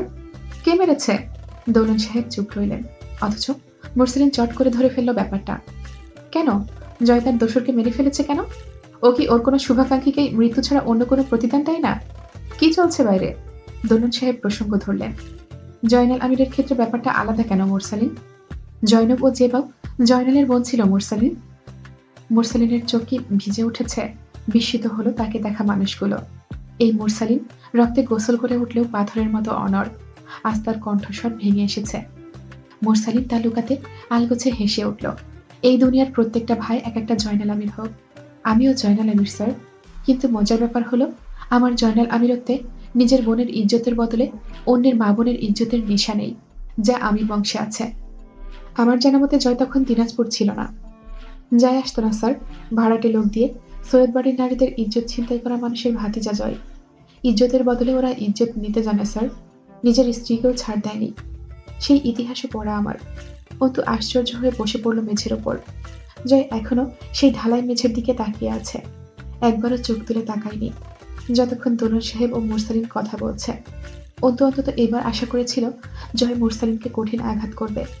জয় ঝুঁকে বসে ডান হাতের বৃদ্ধা আঙুলিতে কপাল ঘষছে, মুখটা শক্ত, নাকের পাটা শিউরে উঠেছে, কিন্তু শান্ত। চাপা অস্থিরতা কপালের ভাঁজে দেখা গেল। এক হাতে তখনও অন্তুর হাত। বেশ কিছুক্ষণ চুপ থেকে জয় কেবল জিজ্ঞেস করল, জিন্নারে কে মারছে মুরসালিন? দোলন সাহেব কিছু বলতে গিয়েও থামলেন। আর লাভ নেই। মুরসালিন চোখ দুটো আলতো করে বুঝে হাসল, তোর গুরুকে জিজ্ঞেস করতে হবে। জয় মুখ তুলে চাইল, অনিয়ন্ত্রিতই তার হাতের মুঠি শক্ত হয়ে অন্তুর হাত শক্ত করে চেপে ধরল আরেকটু। মুরসালিন হাত নেড়ে বিদায় জানালো, যা এখন, আর কথা বলতে ভাল লাগতেছে না। মুরসালিন আর তাকালো না জয়ের দিকে। সে তার ছেঁড়া শার্টের এক প্রান্ত ছিঁড়ে শরীরে ধুলাবালি ও শুকনো রক্ত মোছার চেষ্টা করলো। তাজা ক্ষততে পানি লাগলেই ভীষণ জ্বালা ধরে। আশেপাশে পানিও নেই। মুরসেলিন তায়াম্মুম করে ফজরের নামাজে বসলো। জয় আস্তে করে উঠে দাঁড়ালো অন্তুকে নিয়ে। অনেকক্ষণ ওইভাবেই দাঁড়িয়ে রইল স্থির। 3টি দেহ অচেতন হয়ে পড়ে আছে। হাসপাতালে পাঠানো দরকার। তার সেসবার ইচ্ছে করছে না। এমপি সাহেব এদের অবস্থা জানার পর আর একটা ঝড় আসতে পারে আরমিনের ওপরও। কিন্তু জয়ের মাথাটা ফাঁকা লাগছে। মুরসেলিন নামাজের সালাম ফিরিয়ে বসল। তখনও জয় দাঁড়িয়ে। তার আশেপাশে অনেকগুলো ছোট ছোট দেহ ছড়িয়ে ছিটিয়ে শুয়ে আছে। 2-1 জন ঘুম ভেঙে আধো চোখ খুলেছে, আবার শরীরের ক্লান্তিতে ঘুমিয়ে পড়েছে। জয় খানিক পরে ওইসব ফেলে অন্তুকে নিয়ে দোতলায় উঠে এলো। অন্তুর শরীর চলছে না। কোন রকমে সে অজু করে এসে নামাজে বসল। কোনো কথা নেই। খানিকটা দূরে জয় মেঝেতে হাত পা ছড়িয়ে বসে মন ভরে খানিকটা মদ খেল। এরপর শরীরে একটা সেডেটিভ ইনজেকশন পুশ করে শুয়ে পড়ল। সারাদিন একটানা ঘুমিয়ে ঘুমটা ছুটল মাগরিব আজানের পর। জয় চোখ বুজে উপুড় হয়ে পড়ে রইল। কিন্তু এর মাঝে অন্তু আচমকাই নামাজের মাঝে উঠে বাথরুমে দৌড়ায়। তার পায়ের আওয়াজে ঝিম ছেড়ে গেল জয়ের। এক দৌড়ে বাথরুমে পৌঁছে অন্তুকে ধরল। কি হয়েছে এই মেয়ে? অন্তু তাকালো। জয় আবার শুধায়, কি ওইভাবে দৌড়ায় আসলা কেন? শরীর খারাপ? অন্তু বলল, ওহ। অন্তু জয়কে ছাড়িয়ে মুখ চোখে পানি দিল। তখনও কপাল কুঁচকে তাকিয়ে আছে জয়। অন্তু বলল, আপনার বড় ঘরে গেলে আমার শরীর খারাপ হয়। তার উপর আপনার যা মন মাতানো জীবনের গল্প, মানসিকভাবে খালি পাগল হওয়া বাকি। আর তো শরীর। আমি ঠিক আছি। আপনার খাবার বাড়া আছে, খেয়ে আসুন। জয় আচমকা অন্তুকে পাজা করে তুলে নিল। অন্তু ঘটনার আকস্মিকতায় মৃদু চেঁচিয়ে উঠল, এই জয়, নামান আমাকে। নেশা চলে গেছে আপনার। নামান, পড়ে যাব আমি। এটা কি ধরনের কাজ? নামান। জয় গম্ভীর মুখে বলল, চুপ, আমার সাথে ছলনা করবে না। নেশা করে কেন? মরার পরে তোমার বোঝা ওঠানোর সাধ্যে আছে জয় আমিরের। ঘুমাইছ নাকি সারাদিন সংসার সামলানোর নাটক করছ? কি হয়েছে তোমার? চেহারার এই হাল কেন? আমার সত্যিই কিছু হয়নি। আশ্চর্য, দিব্যি ভালো আছি আমি। আপনার মতো আনহাইজেনিক পরিবেশে কমফোর্ট থাকার অভিজ্ঞতা নেই আমার। জয় অন্তুকে বিছানায় টান টান করে শুইয়ে ওইভাবে ঝুঁকে রইল। জয়ের চোখে চোখ পড়লে অন্তু মুখ ফেরায়। জয় আচমকায় অন্তুর গালটা ধরে নিজের দিকে ফেরালো। আমার দিকে তাকাও। কি হয়েছে? কেমন লাগতেছে? আমি তোমার জীবনে কাল হয়তো বহুকাল আগেই আসছি, কিন্তু শরীর চেহারায় এরকম দুর্বলতা নতুন। অসুস্থ নাকি তুমি? ঘুমাওনি? অন্তু অপ্রস্তুত হয়ে পড়ল। জয় কখনোই এভাবে নমনীয়তার সাথে এবং হুটহাট তাকে ছয় না, ইগোর চোটে ছয় না বলা চলে।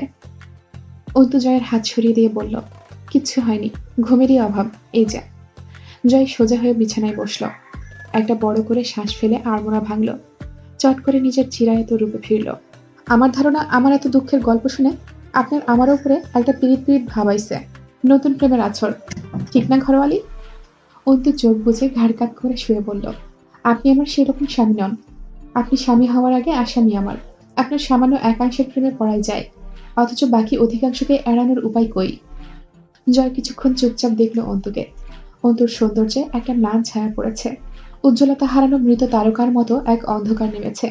জয়কে কেউ ভেতর থেকে ডেকে শুধায়, এর দায় তোর নয় তো জয়?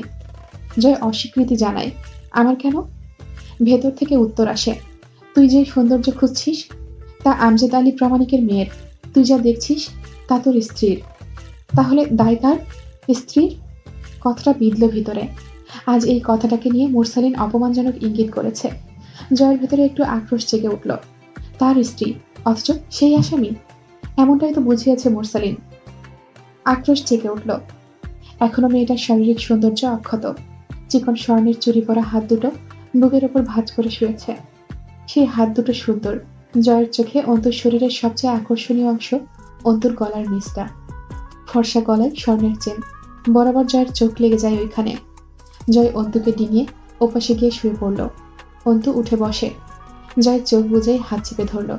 উঠো না ঘরওয়ালি, শুয়ে থাকো আমার সাথে। নামাজ শেষ হয়নি আমার, খেয়ে আসুন আপনি। জয় অন্তুর হাতটা আর একটু চেপে ধরে বলল, নামাজ কাজাও পড়া যায়, আমি একটু ঘুমাবো তোমাকে সাথে নিয়ে। শরীর মেজাজ কোনোটাই ভালো না, আমার পাশে শুয়ে পড়ো। অন্তু কপাল জড়িয়ে তাকালো জয়ের দিকে। নিশ্চিন্তে চোখ বুজে শুয়ে আছে। শক্ত করে চেপে ধরে আছে অন্তুর হাত। এই কাজটা আজ সারা রাত থেকে এখন পর্যন্ত বেশ কয়েকবার করেছে। অন্তু কিছুক্ষণ চুপচাপ বসে থেকে হঠাৎই জিজ্ঞেস করল, জিন্না আমিরকে যদি হামজা সাহেব মেরে থাকেন? জয় চোখ খুলে সোজা অন্তুর চোখের দিকে তাকায়। নির্ঘুম চোখ দুটো লাল সজাগ। সৈয়দ ফরহাদ মোহাম্মদ বাড়িকে মেরে জয় পাগল হয়ে উঠল জিন্না ও তার মাকে খুঁজতে। পেল না। চারদিকে তোলপাড় উঠে গেল ব্রিগেডিয়ারের মৃত্যুর খবরে, যেখানে তখন বাংলায় তাদের অনুকূল সময় চলছে। সিনিয়র ব্রিগেডিয়ার বারি সাহেবকে প্রমাণহীনভাবে খুব সহজে মারতে পারার পেছনে অবশ্য একটা কারণ ছিল। জয় খুব সহজে ফরহাদ সাহেবের সঙ্গে দেখা করার সুযোগ পেয়েছিল, সেটাও একান্তে ফরহাদ সাহেবের রাজধানীর ফ্ল্যাটে দিনের বেলা। জয় চলে আসার পর তিনি অধীর অপেক্ষা করেছেন জয় দেখা করতে আসবে, একটাবার হলেও আসবে। জয় যায়নি। ফরহাদ সাহেব জানতেন জয় তাকে বড় ঘৃণা করে, তবুও আশা রেখেছিলেন। বাঁকা জয়ের প্রতি তার একটা অঘোষিত স্নেহ জন্মেছিল ভেতরে। জয় অবশেষে ওনার সঙ্গে সাক্ষাৎ করল। মানুষটা ভীষণ খুশি হয়েছিলেন, আবার একটু লজ্জিতও হয়েছিলেন। জয় নিশ্চয় জবাবদিহিতা চাইবে কেন তিনি জয়ের বড়বাবুকে মেরেছেন। জেদি ছেলেটা কর্তব্যের মানে বোঝে না, যাকে ছোটবেলায় নৈতিকতা শিখাতে গিয়ে নেতিবাচক চরিত্রে পরিণত হয়েছেন তিনি। জয় কেবল একটা কথাই জিজ্ঞেস করেছিল, বড় বাবাকে মারলেন কেন স্যার? ফরহাদ সাহেব একটু কথা গুছিয়ে নেবার ফাঁকে জয় আবার বলে, আপনি জানেন আমার কেউ নাই, আমার খাতিরে ছেড়ে দিলেন না কেন? সব তো কেটে নিয়েছেন। দেখেন আপনারা সফল, আমার কাছে কেউ নাই, কিচ্ছু নাই। আপনি আমার বড় বাবাকেও নিয়ে নিলেন কেন স্যার? আমি তো আপনার কিছু ক্ষতি করি নাই। করেছি স্যার। বারি সাহেব সামান্য হেসে জয়কে হাত নেড়ে কাছে ডেকে বলেছিলেন, তুই যে আইন মানতে নারাজ রে আমিরের বেটা, নয়তো তোরে বুঝাইতাম। আইন সব আপনাদের কেন? আমরা কেন আইন পাই না? আইন তো আমাদেরও দরকার পড়তে পারে স্যার। পাই না কেন? জয় আমির কাঁদতে পারবে না, তাই শুধু তার চোখের মনির শিরা লাল টকটকে হয়ে উঠল। 9 দিন আগেও সে তার বড় বাবার সঙ্গে দেখা করবে ভেবে উত্তেজনায় কাঁপছিল। তার মনে পড়ে গেল সেই বড় বাবাকে চিরতরে তার কাছ থেকে সরিয়ে নেবার হুকুমদাতা ব্রিগেডিয়ার তার সামনে। জয় প্রশ্নের উত্তরের অপেক্ষা করার ধৈর্য পায়নি। শেষ মুহূর্তে ফরহাদ সাহেবের মুখে একটা জ্যোতিময় হাসি ফুটে উঠেছিল। সেই হাসিতে ব্যথা ছিল, ছিল মলিনতা। তার চোখ দুটো গভীরভাবে শুধু জয়কেই দেখছিল। তিনি শুধু বলেছিলেন, তুই এই পথে যাবি বলেই আশঙ্কা করেছিলাম রে আমিরের বেটা। দোয়া থাকলো, আল্লাহ তোরে পথ দেখান, ধৈর্য দিন। তিনি অস্পষ্ট স্বরে কালেমা শাহাদত পড়লেন। জয় সেসব কিছুই দেখতে পায়নি। তখন তার চোখের সামনে এক অবরুদ্ধ নিশীথের আধার পর্দা। সেই পর্দায় বড় বাবার কঠিন মুখটা ভাসছে। জয় শেষবার সেই রাতে বড় বাবার কোলে চড়ে যেই বড় বাবার চেহারাটা দেখেছিল, অভিজাত, কঠিন, লাল, গম্ভীর মুখখানা। সেই মুখখানা দেখতে দেখতে বড় নৃশংসতার সাথে ফরহাদ সাহেবকে খুন করে ফেলল। বড় বাবা তাকে তখনও বলেছে, হাসবি শুধু, হাসবি জয়, হাস। জয় হাসল। ফরহাদ সাহেবের রক্তে মাখা হাত টিস্যুতে মুছতে মুছতে জোরে জোরে হাসল। চোখ দুটো জ্বলছে। তখন জয় আরো জোরে জোরে হাসতে হাসতে নির্জন সিঁড়ি বেয়ে নেমে এলো। দিনাজপুর ফেরার পর হামজা জয়কে আবার পাঠিয়ে দিল রাজু রাজগড়ের কাছে। তখন রাজু রাজগড় নিজেই দেশে ছিলেন না প্রাণ বাঁচাতে, কিন্তু তার লোকদের সঙ্গে জয় রাজধানীতে থাকতে পারবে। জয়কে পাওয়া গেল না বলে হামজাকে রিমান্ডে নেওয়া হলো। উল্টো করে ঝুলিয়ে কাঁচা বাঁশ দিয়ে পেটানো হলো। ত্বকের নিচে রক্ত জমাট বেঁধে কালশিটে ধরে গেল। পাথরের দেয়ালে আঘাতের প্রতিধ্বনি ওঠে। তবুও হামজা বলে না জয় কোথায়। জ্ঞান হারিয়ে ফেলার পর সামান্য চিকিৎসায় আবার চেতনা ফেরানো হলো তার। 21 বছরের এক যুবকের এই সহনশীলতায় কর্মকর্তারা হয়রান হলেন। হামজাকে আশ্বাস দিলেন, আমরা শুধু জয়কে জিজ্ঞাসাবাদ করব। তুমি বলছো সে খুন করেনি, তাহলে সামনে আনতে সমস্যা কোথায় জয়কে? হামজা বলে, আমি জানি না স্যার জয় কোথায়। আমি কিছুদিন যাবৎ হলে ছিলাম, আমার সঙ্গে ওর দেখা হয়নি। ও কোথায় আমার জানা নেই। তুমি জয়ের বাপ মা, তুমি তার সব, সবাই জানে। অনেকেই একই সাক্ষী দিয়েছে। বেশি শিয়ানাগিরি করলে একেবারে ভেতরে ঢুকিয়ে দেব, তখন এই শিয়ানাগিরি পেছন দিয়ে যাবে। হামজা বলল, তাই দিন, যেখানে আমি জানি না জয় কোথায়, তাহলে ভেতরে রাখলে কি আর বাইরে রাখলে কি? জয় কিন্তু একদম বাচ্চা ছেলে না স্যার। আপনারা সন্দেহ যখন করেছেন ওকে, ওর কি জানের মায়া নেই? আপনাদের মিথ্যে অভিযোগের হাত থেকে বাঁচতে পালিয়েছে হয়তো। বিভ্রান্ত হয়ে গেলেন কর্মকর্তারা। হামজার কথায় ওনারা নিজেরাই পেঁচিয়ে গেলেন। এই সংশয়ে আসলে কি জয়মের খুনটা করেছে নাকি করেনি। কিন্তু হামজার উপর টর্চারিং এর 4র্থ দিন জয় এসে হাজির। সে আত্মসমর্পণ করল। কর্মকর্তারা দুই ভাইয়ের কার্যক্রমে হতবাক হয়ে গেলেন। জয় এসে বলল, আপনারা নাকি আমাকে খুঁজতেছেন? খুন করে পালালে তো খুঁজবই। পালালে কেউ এসে ধরা দেয় না স্যার, আর খুন করলেও না। আপনাদের সমস্যাটা হলো আসল খুনিকে খুঁজে না পাইলে আমার মতো দুর্বল নিষ্পাপদের টার্গেট করেন কেস ডিসমিস করার জন্য। দুঃখজনক। জয়ের কথায় সবাই যেমন বিভ্রান্ত হলো, তেমনি ওর দুঃসাহসে হতবাক। জয় হামজার সাথে দেখা করার জন্য সামান্য একটু সুযোগ চাইল। যেহেতু সে নিজে এসে আত্মসমর্পণ করেছে, সে অনেকটাই ছাড় পেল। তাকে জিজ্ঞাসাবাদে নেওয়ার আগে হামজার সেলেই রাখা হলো। হামজা আক্রমণাত্মক হয়ে তেড়ে এলো। শুয়োরের বাচ্চা, এখানে এসেছিস কেন? মরার এত শখ হয়েছে তোর? নিজের শখ আমার উপর চাপায় না বড় সাহেব। খুন তো করছি, তা স্বীকার না করে মার খাচ্ছ তুমি। মরার শখ আমার হলো কিভাবে? হামজা গলা চেপে ধরল। আমি মার খাচ্ছি তাতে তোর বাপে কি? তোকে বলেছিলাম না আন্ডারগ্রাউন্ড থাক, সময় ভালো না, কেন আসছিস এইখানে? জয় একগাল হাসল। একা একা মার খাচ্ছ, ব্যাপারটা ভালো লাগতেছিল না, আমার ভাগ নিতে আসলাম, হক ছাড়া যাবে না। হামজা দিশেহারা হয়ে পড়ল। বদমাশের বাচ্চা, একবার ধরা খাইলে আর ছাড়া পাবি না, নিশ্চিত মার্ডার। তোরে তোরে আমি তোরে কি কি করবো কত? এজন্যই তোরে আন্ডারগ্রাউন্ড করছিলাম রে হারামির বাচ্চা। জয় আরাম করে নোংরা মেঝেতে টান টান হয়ে শুয়ে মাথার নিচে হাত দিয়ে চোখ বুজে পা দুলাতে দুলাতে বলে, তুমি একবার আমারে কইছিলা একসাথে বাঁচতে না পারলে একসাথে মরে যাব, একা একা বেঁচে থাকার দরকার নেই, বুঝলি জয়? আজ তার পরীক্ষা দেবার আসছি। আমার তো কেউ নাই, তোমার এরা এমনি শেষ করে ফেলালে আমি বল বাইরে এমনিই মরে যেতাম। হামজা শক্ত করে জয়ের হাতটা চেপে ধরে রাখে, অন্যদিকে তাকিয়ে বলে, চুপ থাক, তোর কথা কানে ঢুকলে রক্ত গরম হচ্ছে। জয় বেহায়ার মতো দাঁত বের করে একটু হাসল। এখন তার চোখে মুখে একটুও ভয় নেই। হামজা মার খাবে আর সে পালিয়ে থাকবে, এ আবার কোন দেশি কথা? জয়কে যখন নিতে আসলো ইন্টারোগেশনে নেবার জন্য, কোনোভাবেই হামজার হাতের বাঁধন থেকে জয়কে ছাড়ানো গেল না। পুলিশ কাঠের লাঠি দিয়ে হামজার কবজির ওপর মারল একবারই। ঘট করে শব্দ হয়ে কবজিটা বোধহয় ছুটে গেল। জয়ের হাত ছুটে গেল। পুলিশেরা একটা পন্থা নীরবেই পেয়ে গেল। হামজার সামনে জয়কে মারতে শুরু করা হলো। জয়কে প্রশ্ন করা হলে সে উত্তর না দিয়ে বরং উল্টাপাল্টা প্রশ্ন করছিল। যেমন তাকে জিজ্ঞেস করা হলো, খুনটা তুই কেন করেছিস জয়? জয় জিজ্ঞেস করলো, খুন করা কি খারাপ? তোর মতে কি ভালো? সে অনেকক্ষণ চুপ করে থেকে বলল, আমি যদি খুন করি আমার শাস্তি কি হবে? প্রাপ্তবয়স্ক হবার পর তোর ফাঁসি হতে পারে। করেছিস কিনা খুন তাই বল। খুন যে করবে তারই ফাঁসি হবে? ধরা পড়লে অবশ্যই শাস্তি পাবে। জয়ের ভেতরে এবার নিজের কৃতকর্মের ওপর দৃঢ়তা এলো। সে একটুও পাপ করেনি। তার গোটা পরিবার খুন হয়েছে, তার বদলে সেই খুনিদেরকে জয় তাদেরকে দিলেই বরং সেটা আইন। গোটা সৈয়দ পরিবারকে মরতে হবে, এজন্য তাকে বাঁচতে হবে। মরতে অবশ্য তার খারাপ লাগে না, কিন্তু শাস্তি না দিয়ে মরা যাবে না। তাকে মারতে মারতে প্রায় জ্ঞানহারা করে ফেলা হলো। কিশোর বলে ছাড় পেল না সে, কিন্তু স্বীকার করলো না কিছুই। একসময় কান ফেটে রক্ত বেরিয়ে আসে জয়ের। মেঝেতে পড়ে নাকে আঘাত পাওয়ার পরেও জয় নিজের সবটুকু চেষ্টা করে নিজেকে আর্তনাদ করা থেকে থামাতে।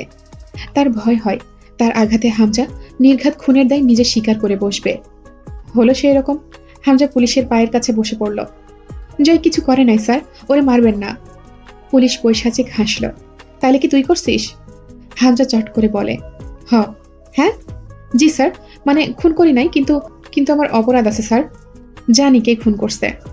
জয় তখন চামড়া ছেঁড়া শরীরে মেঝের ওপর পড়ে আছে। আগ্রহ পেয়ে বসল পুলিশ।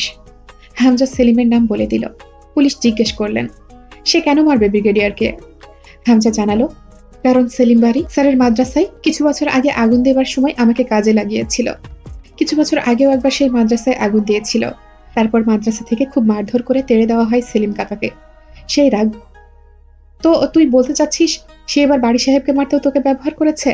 হ্যাঁ স্যার, জয়কে বাড়ি সাহেব খুব ভালোবাসতেন। আমাকে হুমকি দিয়ে সেলিম জয়ের মাধ্যমে বাড়ি সাহেবের সাথে দেখা করার সুযোগ করে নিয়েছিল স্যার। আমি জয়কে পাঠাইছিলাম সেলিম কাকার সাথে। এই আমার অপরাধ। কিন্তু জয় খুন হওয়া দেখেনি, ওকে বের করে দিয়েছিল সেলিম কাকা। আর ওর সিঁড়ি বেয়ে নামাই দেখেন আপনারা। তারপর আর সেলিম কাকার সাথে দেখাও হয় নাই আমাদের। প্রমাণের অভাবে আরো কিছুদিন টর্চার করেও কোনো ফায়দা পেল না। তারপর 2 কিশোরকে ছেড়ে দেওয়া হলো এবং হামজার কথা বেশ বিশ্বাসযোগ্য হলো, কারণ সেলিম আসলেই নিখোঁজ ছিল। এই কাজটা হামজার বড় ভাইরা অন্তত করেছিল হামজাকে রক্ষা করতে। সেলিমকে সাময়িক গুম করা হয়েছিল। সেলিম লুকিয়ে থাকার ব্যাপারটাতে মুস্তাকিন সহ সংগঠনের সবাইও হামজার স্টেটমেন্ট আরো একবার বিশ্বাস করলো, কারণ সেলিমের দ্বারা এমন কিছু অসম্ভব নয়। আবার সে খুনের পরপরই লাপাত্তা। আবার সে জয় চলে আসার পরপরও সত্যি অনেকবার মাদ্রাসা ও জয় হামজাকে একাধিকবার ক্ষতিগ্রস্ত করার চেষ্টা করেছে। জয় ও হামজার ভালো চিকিৎসা হলো না। কারাগারের মারগুলো শরীরে বসে গেল। সদ্য যুবক বয়সে হামজার উচ্চ রক্তচাপ, হৃদযন্ত্রের বিভিন্ন রোগশোক দেখা দিয়েছিল এতে। দিন দিন এইসব ঘটনাবলী হামজার ভেতরে পৈশাচিকতার ভাণ্ডার গড়ে তুলেছিল। তার কেবল ক্ষমতাই চাই, ক্ষমতা। সেই মারের আঘাত কাছে থাকতে থাকতেই জয় নিখোঁজ হলো। সেলিম ফারুকী বড় সূক্ষ্ম কৌশলের সঙ্গে জয়ের মস্তিষ্ক ও শরীরকে একসাথে ধ্বংস করার কৌশলে মজলেন। অন্ধকার কবরের মতো কোথাও একটা তাকে আটকে রাখা হলো মাসখানেকের মতো। সেলিম ফারুকী জয়ের সাথে সেই দিনগুলোতে যা যা করেছিল, জয় সেই সময়টা মৃত্যুর সঙ্গ নিয়ে বেঁচেছিল, কিন্তু মৃত্যু এবারও তার সঙ্গে প্রতারণা করল। সেলিম ফারুকের কৌশলী টর্চার জয়ের মস্তিষ্ক এবং শরীরে চিরস্থায়ী ক্ষতি সাধন করতে সক্ষম হলো। জয়ের মাংসপেশি ও রক্ততে বিভিন্ন আজব উপসর্গ দেখা দিয়েছিল এই সময়। সেখান থেকে ফেরার পর থেকে জয়ের মাংসের ভেতরে কামড়াতো, নাক দিয়ে রক্ত পড়া থেকে শুরু করে বিভিন্ন ভয়ানক উপসর্গ ও শরীরের যন্ত্রণা। ড্রাগে আচ্ছন্ন হয়ে উঠল সে। সেলিম ফারুকের ইনজেক্ট করা অবিরাম ড্রাগ জয়কে ড্রাগের প্রতি নির্ভরশীল করে তুলল। নিয়মিত সেবনের জন্য যেসব মেডিসিন ডাক্তাররা দিল, তা তাকে কোনোদিন গ্রহণ করতে দেখা যায়নি। ডাক্তাররা একটা চমৎকার ভবিষ্যৎবাণী করেছিল, জয়ের লোহিত কণিকার গুণগত মান নষ্ট হওয়ার পথে, এবং সে যে সকল ড্রাগে অভ্যস্ত হয়ে পড়েছে তা তার শরীরের নষ্ট কোষের বৃদ্ধিতে বেশ ভালোভাবে সহায়তা করছে। এটা ভবিষ্যতে ব্লাড ক্যান্সারের রূপ নিতে পারে। জয়ের শরীরের ব্লাড কর্পাসলের মাদার সেলগুলো সব মিলিয়ে খুব খারাপভাবে ক্ষতিগ্রস্ত। 3টে বছর মুস্তাকিন বিশ্বাস করেছিল তার আব্বাকে সেলিম মেরেছে। সেই সময়টা সে হন্যে হয়ে সেলিমকে খুঁজেছে, কিন্তু সেলিম সন্দেহের দায়ে পলাতক। এতে আরও বিশ্বাসযোগ্য হয়েছিল সেই অপরাধী। কিন্তু 2006 সালের শুরুর দিকে মোরসেলিন জানতে পারল সেলিম মারেনি, মেরেছে জয়। যে জিন্নাকে জয় বছরের পর বছর খুঁজে পায়নি, সেই জিন্না আমির মোরসেলিনও তাদের সংগঠনের নেতাকর্মীদের হাতে বন্দী হলো জয়কে ধরার টোপ হিসেবে। সময়টা হামজা ও জয়ের জন্য অতিরিক্ত প্রতিকূল হয়ে উঠেছিল। তখন বিরোধী সরকারের সময়সীমা প্রায় শেষের দিকে, তত্ত্বাবধায়ক সরকার আসার সময় হয়ে এসেছে প্রায়। হামজা ও জয় জানের মায়া ত্যাগ করে নিজেদের দলীয় প্রচারণায় নামল। তাদের শেষ সুযোগ এটা। এবার দল ক্ষমতায় আসতেই হবে, অন্তত তাদের দুজনকে অনেক পুরনো হিসেব চুকানোর দায়ে হলেও। সেই সময় জিন্নাকে ছাড়িয়ে আনতে জয় পাগল হয়ে উঠেছিল। তার একুল ওকুলে কেউ নেই জিন্না ছাড়া। এতে করে বর্তমানের দলীয় কর্মসূচিতে ব্যাঘাত ঘটছিল, যা হামজার পক্ষে সহ্য করা সম্ভব নয়। তাদেরকে জিততেই হবে যে কোনোভাবে। জীবনের হিসেবের খাতাগুলো পড়ে আছে, শরীরের আঘাত, পেটের খিদা, প্রবৃত্তির নেশাগ্রস্ততা, বদলার আগুন। হামজা এগুলোকে এড়ানোর সাধ্যই রাখে না। তাকে জিততেই হবে। জয় যতটা উতলা হয়ে উঠেছিল জিন্নাকে মুক্ত করতে, একবার ওকে দেখতে, হামজা ততটাই উদ্বিগ্ন হয়ে উঠল জয়কে হারানোর আতঙ্কে। সবে তাদের যাত্রা শুরুই হয়নি, তার মাঝে জিন্না ঢুকে এলো। মুস্তাকিন জিন্নার মুক্তির বদলে জয়কে চায়, যেখানে জয়কে নিজের রাখতে হামজা দুনিয়ার সাথে একটা যুদ্ধে অবতীর্ণ হতেই পারে। জয় তার রগে রগে মিশে যাওয়া সঙ্গদোষ, ডান হাতের মুঠিতে আঁকড়ে ধরার মতো হাত, বুকের সাথে মিশিয়ে পিঠে চাপড় মারার মতন শক্ত সিনা।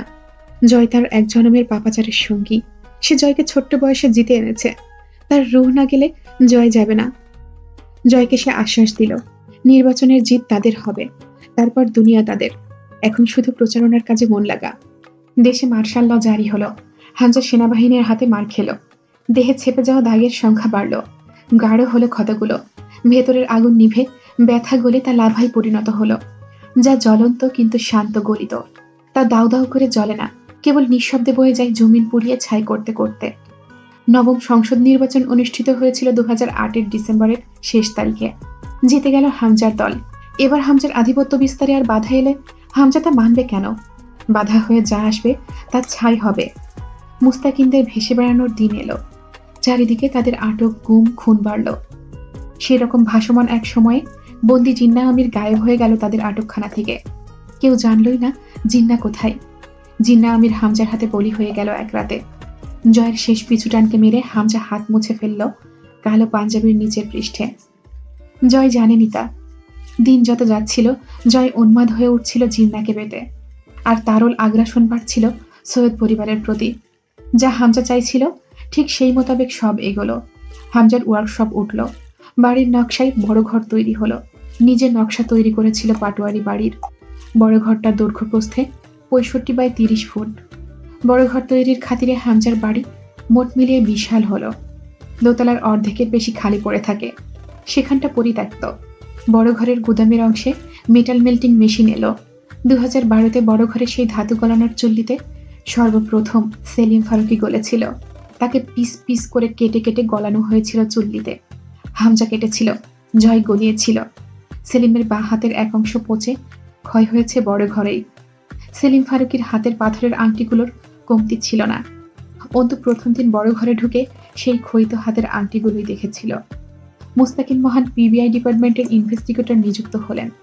তখন বাংলাদেশে পিবিআই ডিপার্টমেন্ট পুলিশের এক নতুন ব্রাঞ্চ।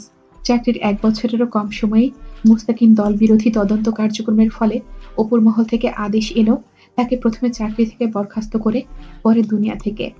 কিন্তু জয়ের বদৌলতে মুস্তাকিনের জায়গা হলো হামজার বড় ঘর। সময় 2013-র শেষের দিকে। মুস্তাকিনের চেহারার সাথে খুব মিল ছিল মুমতাহিনার। মিল মহব্বতও খুব বেশি দুই ভাই বোনের। মুস্তাকিনের চেহারার নমনীয়তা সাথে বীরত্বপূর্ণ তেজ বেশি লক্ষ্য করা যায়। একগাল মাঝারি চাপ দাড়ি, গায়ের রং পুরুষ হিসেবে ফর্সা, টাকনো অবধি গোটানো প্যান্ট, মাঝারি চুলগুলো বিন্যস্ত, কপালের মাঝখানে নামাজের কড়া পড়া কালো দাগ, বড় শোভনীয় এক ঔরস দীপ্তি চোখে মুখে। জোরে হাসতে দেখা যায় না লোকটিকে, মুচকিই হাসে বেশি। চোখ দুটো গভীর, বিচক্ষণ, বিনয়ী। মুস্তাকিন বড় ঘরের চারদিকটা দেখে নিয়ে হা করে শ্বাস ফেলে মেঝেতে বসল। জয়কে দেখে একগাল মুচকি হাসল। ভালো আছিস? জয় গিয়ে সামনে বসলে মুস্তাকিন বলল, এখন কি করছিস? কি করতেছি বললে খুশি হবি? আজ তোর খুশির দিন। আমার খুশি হবার মতো কিছুই করছিস না তুই, সুতরাং যা বলবি তাতেই সামান্য দুঃখ পাবো। তবুও বল। জয় দাঁত বের করে হাসল। আমার অবস্থা মনে কর, ও দয়াল জাননি বা নাও দমকা বাহির হইয়া যায়, এমন টাইপের। গরিব ধরিব মানুষ, দুঃখের দিন একরকম কেটে যাচ্ছে, কিন্তু তাই বলে তোর কোনো দুঃখ আমি রাখবো না। তোর দুঃখ দূর করতেই এখানে আনছি তোরে। একটু থেমে খুব জ্ঞানী হবার মতো করে জয় বলল, বুঝলি মুস্তাকিন, মানুষের কপাল আর লুঙ্গির গিট্টু কখন কিভাবে খুলে যায় কেউ জানে না। আজ তোরটা খুলবো। পলাশ চেয়ারে বসতে বসতে বলল, লুঙ্গির না, কপালের রে জয়। লুঙ্গিটা খুললে কপাল আপনি আপনি খুলে যায় পলাশ ভাই। কপালের সব নিয়ামত তো লুঙ্গির তলেই। মুস্তাকিন জয়ের গভীর চোখ পর্যবেক্ষণ করতে করতে টের পেল কেউ আসছে। ধীর স্থির পদক্ষেপে হামজা এসে দাঁড়িয়ে ঠান্ডা এক হাসি দিল। ভালো আছো? আলহামদুলিল্লাহ, আপনি ভালো? সব সময়। তোমার ভালো থাকারও একটা ব্যবস্থা করতে চাই। তোমার জন্য একটা সুযোগ আছে, সেটা জানানোর আলাপ করতেই এই সাক্ষাতের ব্যবস্থা। তুমি আবার খারাপভাবে নাওনি তো এভাবে তুলে আনার বিষয়টা? মুস্তাকিন হামজার ধূর্ত মুখখানির দিকে চেয়ে হাসি মুখে বলল, না, আমাকে এখানে আসতেই হবে তা নিয়ে আশাবাদী ছিলাম, তবে আপনার সুযোগ বোধহয় আমি গ্রহণ না করেই আপনাকে অসন্তুষ্ট করতে চলেছি। হামজা ভাই, এতে আপনি কিছু মনে না করলেই হলো। হামজা বড় উচ্ছ্বাসিত হয়ে হাসল। তার ব্যবস্থাও আছে, চিন্তা করো না ভাই, আমি আছি না। মুস্তাকিন বিড়বিড় করল, তা তো বটেই, সেই ব্যবস্থা শুরুর অপেক্ষা। পলাশ উঠে এলো। তার হাসিতে বড় ঘর জুড়ে উঠল। সে হাসলে চোখ কুঁচকে ওঠে, তাতে চোখের মনির জলজলে ভাবটা বেশি ফুটে ওঠে। এসেই সে উচ্ছ্বাসে ফেটে পড়ল মুস্তাকিনকে দেখে। হাত বাড়ি দিয়ে বলল, গুড জব ছোট ভাই, অল্প দিনের চাকরিতেই আমারে একদম নড়চড় করে রেখে দিছিলে। তোমার তদন্তের কাজে অত্যন্ত সন্তুষ্ট আমি। আর একটু সুযোগ পাইলে একদম আমারে খালাস করেই দিতা, কোনো সন্দেহ নাই। সাহসের ব্যাপার স্যাপার। Good job, good job, I appreciate. Mustakin একটা দীর্ঘশ্বাস লুকিয়ে বলল, ধন্যবাদ। জয় জিজ্ঞেস করল, জিন্না কোথায় রে? নেই। জয় ভ্রু উঁচায়। হুঁ, কি? শুনি নাই, আবার ক। মুস্তাকিন শান্ত চোখে চেয়ে রইল। জয় আবার জিজ্ঞেস করে, জিন্নাকে ফিরিয়ে দে, তোর জান দেব। মুস্তাকিন হাসে, চেয়েছি? জয় মুস্তাকিনের কাঁধে হাত রাখল। চাইবি, সত্যি বলছি, বিশ্বাস কর, তুই জান চাইবি আমার কাছে। হ্যাঁ, আব্বারটা দে, ফিরিয়ে দে। জয়ের চোয়াল শক্ত হলো। জিন্নাকে এতদিন আটকে রেখে আমারে পাস নাই, নতুন আর কিসের আশায় বাচ্চা ছেলেটারে কষ্ট দিচ্ছিস? আমি শুরু করলে তোর পুরো সংগঠনের রুহুতে কাঁপন উঠবে। জয়ামির ওয়াদার পাক্কা। জিন্নাকে ফিরিয়ে দিলে তার বদলে তুই ফাঁসিতে ঝুলবি আব্বাকে খুন করার অপরাধে। দলের 9 জন যুবক তোদের হাতে বলি হয়েছে, তার অপরাধে। কারাগার ভরে উঠেছে দিনে দিনে আমাদের লোক দিয়ে, তার অপরাধে। অপরাধ? কোনটারেই বা তোরা অপরাধ কোষ? আমি ওই বই থেকে অপরাধের সংজ্ঞা শিখি নাই। মুস্তাকিন বলল, তুই যে বই থেকে অপরাধের সংজ্ঞা শিখেছিস ওটা মূলত অপরাধ শেখার বই ছিল। অপরাধ কি এই বিষয়টা আলাদা বইয়ে শেখানো হয়, ওটাকে নৈতিকতা বলে। জয় বলল, নৈতিকতা আর চিংড়ি মাছ এক আমার কাছে, স্বাদ ভালো কিন্তু গা চুলকায়। মুস্তাকিন জয়কে দেখল, ঠোঁটে ঠান্ডা হাসি, তাতে এক প্রকার হিংস্র উন্মাদনা। জিন্নাকে ফেরত দিবি মুস্তাকিন? তোর শরীরের নৈতিকতার রক্ত আমার অনৈতিক হাতে লাগলে চামড়া জ্বলার সম্ভাবনা আছে, যা আমি চাইতেছি না আপাতত। মুস্তাকিন বলল, সমস্যা নেই, শুরু কর। উর্দুতে একটা কথা আছে, কাল করবে তো আজ, আজ করবে তো এখনই। করবি যখন করে ফেল, দ্বিধা কেন? জিন্না কোথায় আমি জানি না, মরলেও জানি না, বাঁচলেও জানি না। হামজা চুপচাপ মেশিনের খণ্ডের সাথে হেলান দিয়ে দাঁড়িয়ে রইল। সে ভালো দর্শক, চুপচাপ দেখতে তার ভালো লাগে। পলাশ মুস্তাকিনের মুখটা মাটিতে ফেলে নিচের চোয়ালটা জুতা দিয়ে চেপে ধরে ঢালাই মেঝেতে ঘষল। তাতে মুস্তাকিনের চোয়ালের চামড়া ছিলে যায়। পলাশের বড় শান্তি লাগলো তা দেখতে। পলাশ অমায়িক হেসে বলল, আমার নামে কমপক্ষে 26টা কেস খুলেছো তুমি মুস্তাকিন। আমি কি এতই খারাপ? তুমি ভাই মানুষ চেনো না, যারা তারা নিয়ে খেলতে আসো। তোমার কাম অপরাধীদের নিয়ে, আমার পেছনে লাগছো কেন? আমি কি অপরাধী? আমি একজন সফল ব্যবসায়ী। তোমার কোনো ধারণা আছে এখানে আসতে আমার কত পরিশ্রম গেছে? জুতোর বাট দিয়ে মুস্তাকিনের মুখের ওপর কষে একটা লাথি মারল পলাশ। মুস্তাকিনের নিচের ঠোঁট থেতলে ফেটে রক্ত ছিটকে এলো। নাক দিয়ে চিরচির করে রক্ত বেরিয়ে এলো। কপালের ত্বক ছিলে গেল। চোখে আঘাত লেগে ঝাপসা হলো চোখ। জ্বালনি উঠল খুব। মুস্তাকিনের ঠোঁটের রক্তটুকু পলাশ আঙুলের ডাবায় তুলে নিয়ে একটু পিছিয়ে দাঁড়ালো। মুস্তাকিন আবার উঠে বসে। ক্ষতবিক্ষত মুখে তাচ্ছিল্য ফুটিয়ে বলে, কাপুরুষ গায়ে লেখা থাকে না পলাশ আজগর।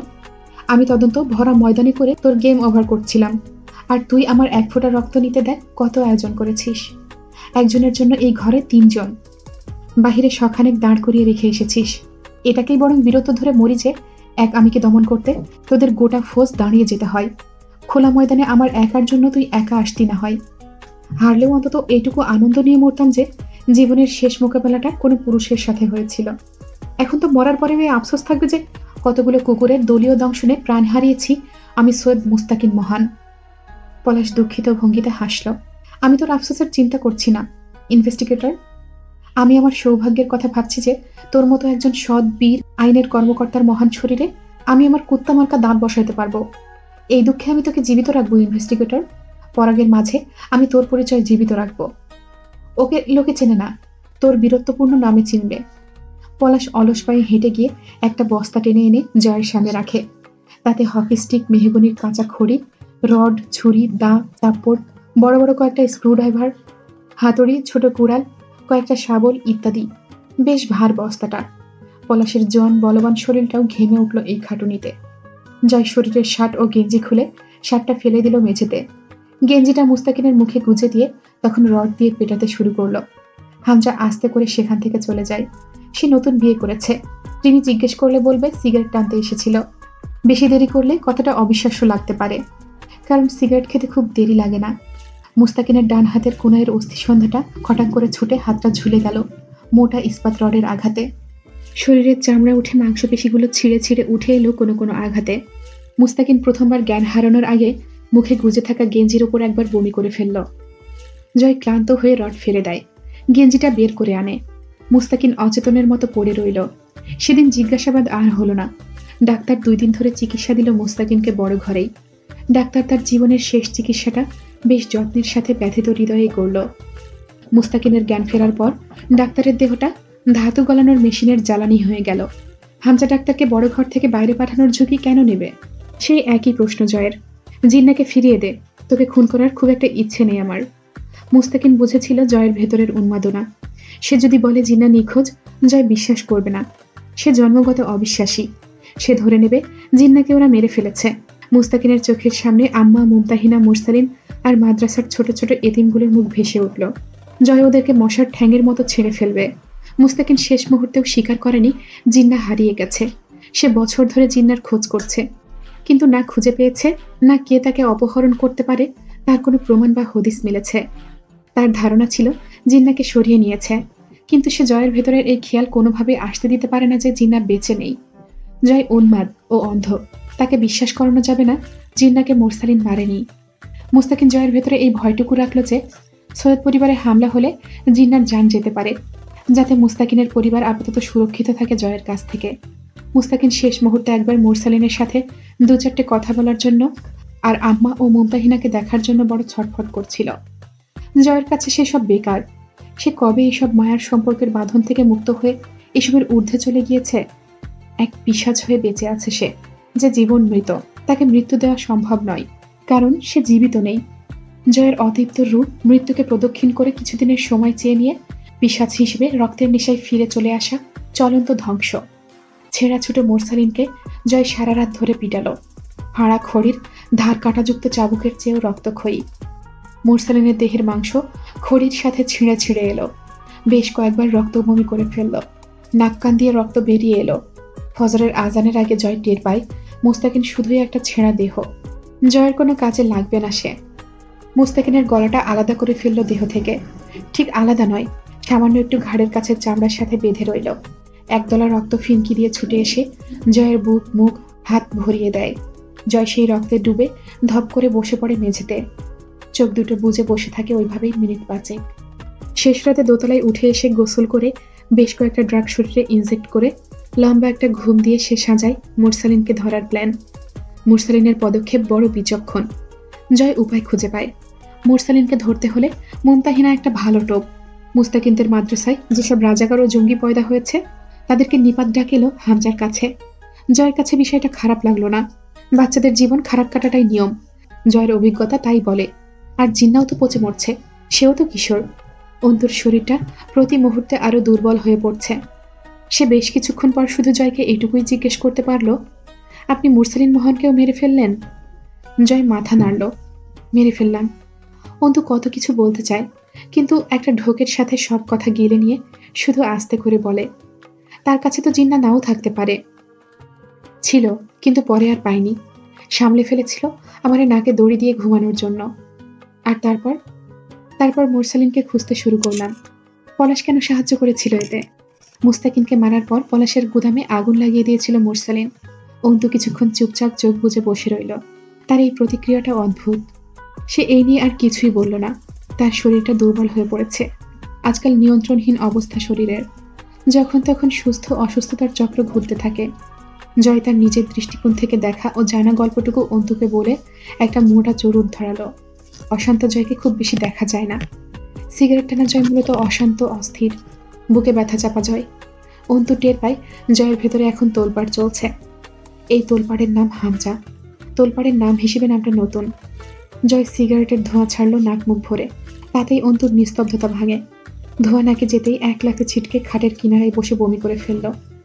বমিতে শুধু পিচ্ছিল থুতু, অর্থাৎ সারাদিন কিছুই খায়নি। সেদিন রাত 1:30টার দিকে কামরুল মরে গেল। দোলন সাহেব ওদেরকে একটা প্রাইভেট হাসপাতালে ভর্তি করিয়েছিলেন। এমপির কানে 3 জনের অবস্থার খবর দেননি। জয় ঘুমে অচেতন। তার ফোন বাজছে। অন্তু দ্রুত ফোনটা সাইলেন্ট করল, যাতে ঘুম না ভাঙে জয়ের। আস্তে আস্তে জয়ের পাশ থেকে উঠে বারান্দায় গিয়ে কল রিসিভ করে চুপ করে রইল। দোলন সাহেব ব্যস্ত কণ্ঠে বললেন, হারামজাদা, তোর বউ এবার তোর জানের কাল হবে। মরবি তুই নিশ্চিত, জেনে রাখ বেটা। আর তুই মরলে তোর খয়রাতে আমি চড়াম চড়াম করে ঢোল বাজাবো। অন্তু দোলন সাহেবের কণ্ঠ চিনে ধীর আওয়াজে সালাম দিল। আসসালামু আলাইকুম স্যার। দোলন সাহেব বললেন, ও মুসিবতের বেটি, তুমিই ধরছো কল? তোমার পতি কই? কি হয়েছে স্যার? দোলন সাহেব দীর্ঘশ্বাস টেনে খুব রিল্যাক্সে বললেন, কি হয়নি তা জিজ্ঞেস করো। যা হয়েছে অত বলার এনার্জি নেই। সকালে কোর্ট আছে, এনার্জি লস করতে পারবো না। অন্তু বলল, আমার আন্দাজ বলছে ওদের 3 জনের একজন জাহান্নামে পৌঁছে গেছে। দোলন সাহেব অন্তুর বিচক্ষণতার প্রশংসা ছেড়ে দীর্ঘশ্বাস ফেললেন। এবার একটু ভয় পাও মেয়ে, পথ সহজ না। তুমি ওদের কাল হতে গিয়ে তোমার নিজেরই কাল হবে। তোমাকে বাঁচাবে কে? আমি তো বলিনি সহজ স্যার। শিকার করতে গেলে জঙ্গলের ডালপালায় চামড়া ছিলার ভয় পেলে চলে না। কখনো বা শিকারের বিষদা তো সহ্য করতে হয়, কিন্তু তা বলে তীরের তাক নড়চড় করতে নেই। দোলন সাহেব বললেন, তুমি কি দক্ষ শিকারী? না স্যার, আমি শিকারী নই। আমি হলাম শিকার, পরে সুযোগ সন্ধানী। তোমার বলির পাঠা কই? ঘুমাচ্ছে। আপনার কাছে 2টো কথা জানার ছিল। আমার হাতে এখন একটা সিগারেট, যেটা শেষের দিকে। যতক্ষণ ওটা টানবো ততক্ষণ তুমি কথা বলার সুযোগ পাবে। আর আমি তোমার কোনো শুভাকাঙ্ক্ষী নই, মনে রেখো। অন্তু মলিন হাসল, মাথা ঘুরে উঠল। বারান্দার মেঝেতে হেলান দিয়ে বসে অন্তু বলে, আপনি শুধু ওই বাচ্চাগুলোকে মুক্ত করতে আমায় একটু সহযোগিতা করবেন তো স্যার? শুধু ওইটুকুই, বেশি আশা রেখো না যেন। জয়ামির অথবা হামজাকে আঘাত করবে তুমি, আমার কাছে একটু সাহায্য পাবে না। উল্টো বলি হতে পারো, কারণ আমি তোমার শুভাকাঙ্ক্ষী না। মুরসালিন মোহনের সঙ্গে তো কথা হয়েছে আপনার। জয় আজকাল ভুল বেশি করছে। সেদিন আমাকে মুরসালিনের কাছে একা ফেলে চলে গেল। আমি কি ওকে সতর্ক করব তোমার থেকে দূরে থাকতে? অন্তু হাসল, করতে পারেন। মানলে ওর ভালো, না মানলে আর কি করার, সেটার সম্ভাবনাই বেশি। দীর্ঘশ্বাস ফেললেন দোলন সাহেব।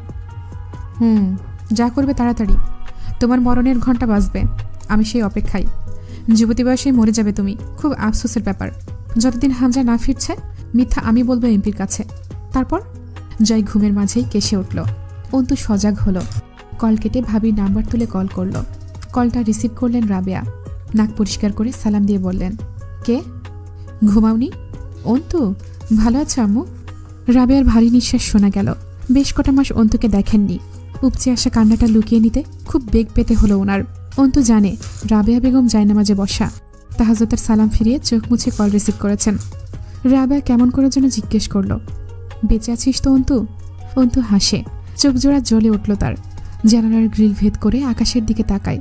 অন্তুরা কাঁদে না, আমজাদ সাহেবের নিষেধ আছে, তাই অন্তু নিজেকে সামলে জানায়, আমি মরবো না আম্মু, আমি মরবো না। রাবেয়া কথা বলতে পারছিলেন না, কাঁদলে অন্তু রেগে যেতে পারে, তাই কিছুক্ষণ নিঃশব্দে ফুঁপিয়ে বললেন, জয়ের কাছে ফোনটা ধরাই দে তো অন্তু, একটু কথা বলবো। কি কথা বলবে? ওর সাথে আমার বোঝাপড়া আছে। ওর সাহস কত হয়েছে রে? ওর না মা নাই, ওর কি কলিজাও নাই? তোরে ক্যামরে রাখছে? ওরে জিগাইতাম, ওরে বলতাম 23 বছর আগে একটা মেয়ে জন্মাইছিলাম আমি, ওরে বলতাম আমি একটা ছেলেও জন্মাইছিলাম। ওই দুইটার খোঁজ আছে ওর কাছে, একটু দে তো ওর কাছে। অন্তু ডাকে, আম্মু। রাবেয়া কথা বলতে পারলেন না। অন্তু কিছু বলতে চেয়েও জিব্বার আগে থেকে গিলে ফেলে। কথাটা আম্মুকে জানাতে তার ছটফটানি লেগে আসে, কিন্তু বলা হলো না। অন্তু শক্ত করে ঢোক গিলে নিজেকে সামলায়, প্রসঙ্গ বদলায়। ভাবির এখন কি অবস্থা আম্মু? সামনের মাসের শেষের দিকে তারিখ দিয়েছে ডাক্তার। তুই আসবি না অন্তু? দেখতে আসবি না? অন্তু নিশ্চুপ, আর নিয়ন্ত্রণ করতে পারল না নিজেকে। টুপটুপ করে কয়েক ফোঁটা পানি পড়ল কোলের ওপর। আস্তে করে বলল, আসবো আম্মু, ভাবির ডেলিভারি ডেটের আগেই আসবো। আমি না আসলে হয়? শেষবার বিড়বিড় করে অন্তু, বেঁচে থাকলে আমি আসবো আম্মু, বেঁচে থাকলে আসবো। রাবেয়া ডাকলেন, অন্তু। অন্তুর বুকের ভেতর ধুক করে উঠল। এই ডাকটা সাধারণ ডাক ছিল না, মাতৃত্বের ডাক। এই ডাকে মায়েরা ছেলেদের কাছে নিজেকে তুলে ধরেন। রাবেয়ার তো ছেলেটাও নেই। অন্তু রাবেয়ার হাত দুটো ধরে শেষবার বলেছিল, অন্তু তোমাদেরকে সব ফিরিয়ে দেবে, ভবিষ্যৎটা কাঁধে নেবে। সেই দাবিতেই রাবেয়া ডাকলেন আজ অন্তুকে। তোর ভাবির বাড়ির লোকজন আমার আর তোর ভাবিরে আর বইতে পারতেছে না অন্তু। আমি বাড়ি যাইতে চাইলে নিয়ে যাবি অন্তু? আমি আর এখানে থাকবো না। চোখ বুঝলেই তোর আব্বু আসে, আমারে বাড়ি যাইতে বলে, তুই আমাকে নিয়ে যা অন্তু। বড় অবুঝ আবদার রাবেয়ার। অন্তু চোখের সামনে দেখল বিয়ান বাড়িতে সরল রাবেয়ার অবহেলিত জীবনটা। ছেলে নেই, স্বামী নেই, ঘরদোর পরের। রাবেয়া মাসের পর দিন কাটাচ্ছে, এর দায় কার? বাকি রাতটা বারান্দায় বসে আব্বুর সাথে কথা বলে কাটল অন্তুর। ভোরের আলো আধো আধো ফোটার সময় রুমে ফিরল। তুলনামূলক ভালো লাগছে শরীর। গরমের ভোর। জয়ের অভ্যেস হলো উপুর হয়ে শোয়া। খালি পিঠটা দেখা যায়, তাতে ট্যাটুর মতো ছেপে আছে অসংখ্য এবড়ো থেবড়ো দাগ। লুঙ্গিটা উঠে আছে হাঁটুরও অনেকটা উপরে। কালো কুচকুচে পশমে ভরা ঠ্যাঙের উপর এক দলাধরা মাংস নেই। গর্তের মতো দেবে আছে লম্বা ক্ষত। বাহুতেও দাগ, কোথাও বা মাংস ঠেলে উঠেছে ক্ষত ভরাট হয়ে, কোথাও কালশিটে পড়া খাবলা ধরা মারের ছাপ। দেখে মনে হয় এখনও রক্ত জমাটবদ্ধ হয়ে চামড়ার নিচে জমে আছে। যখন তখন টিউমার ও ক্যান্সার হওয়াটাই স্বাভাবিক। গোসল দিয়ে এসে অন্তু নামাজে বসল। মোনাজাতে মালিকের কাছে 2 হাত তুলে হু হু করে কেঁদে ফেলল আজ সে বহুদিন রবের কাছে কাঁদেনি। নিজের কলঙ্কিত 2 হাতটা রবের কাছে তুলে ধরে অন্তুর বড় লজ্জা লাগছিল। এই হাতে সে প্রাণ নিয়েছে, যে হাতে সে আইনের কলম ধরতে চেয়েছিল। অপরাধীর শাস্তি দেবার হক কি অন্তুর আছে? সেটা কি খুন নয়? খুন কুফরি, আর কুফরির গুনাহ কি আল্লাহ পাক মাফ করবেন? তার আর জয় হামজার মাঝে পার্থক্য কি রইল? জীবন থেকে কোন পথে পরিচালনা করছে?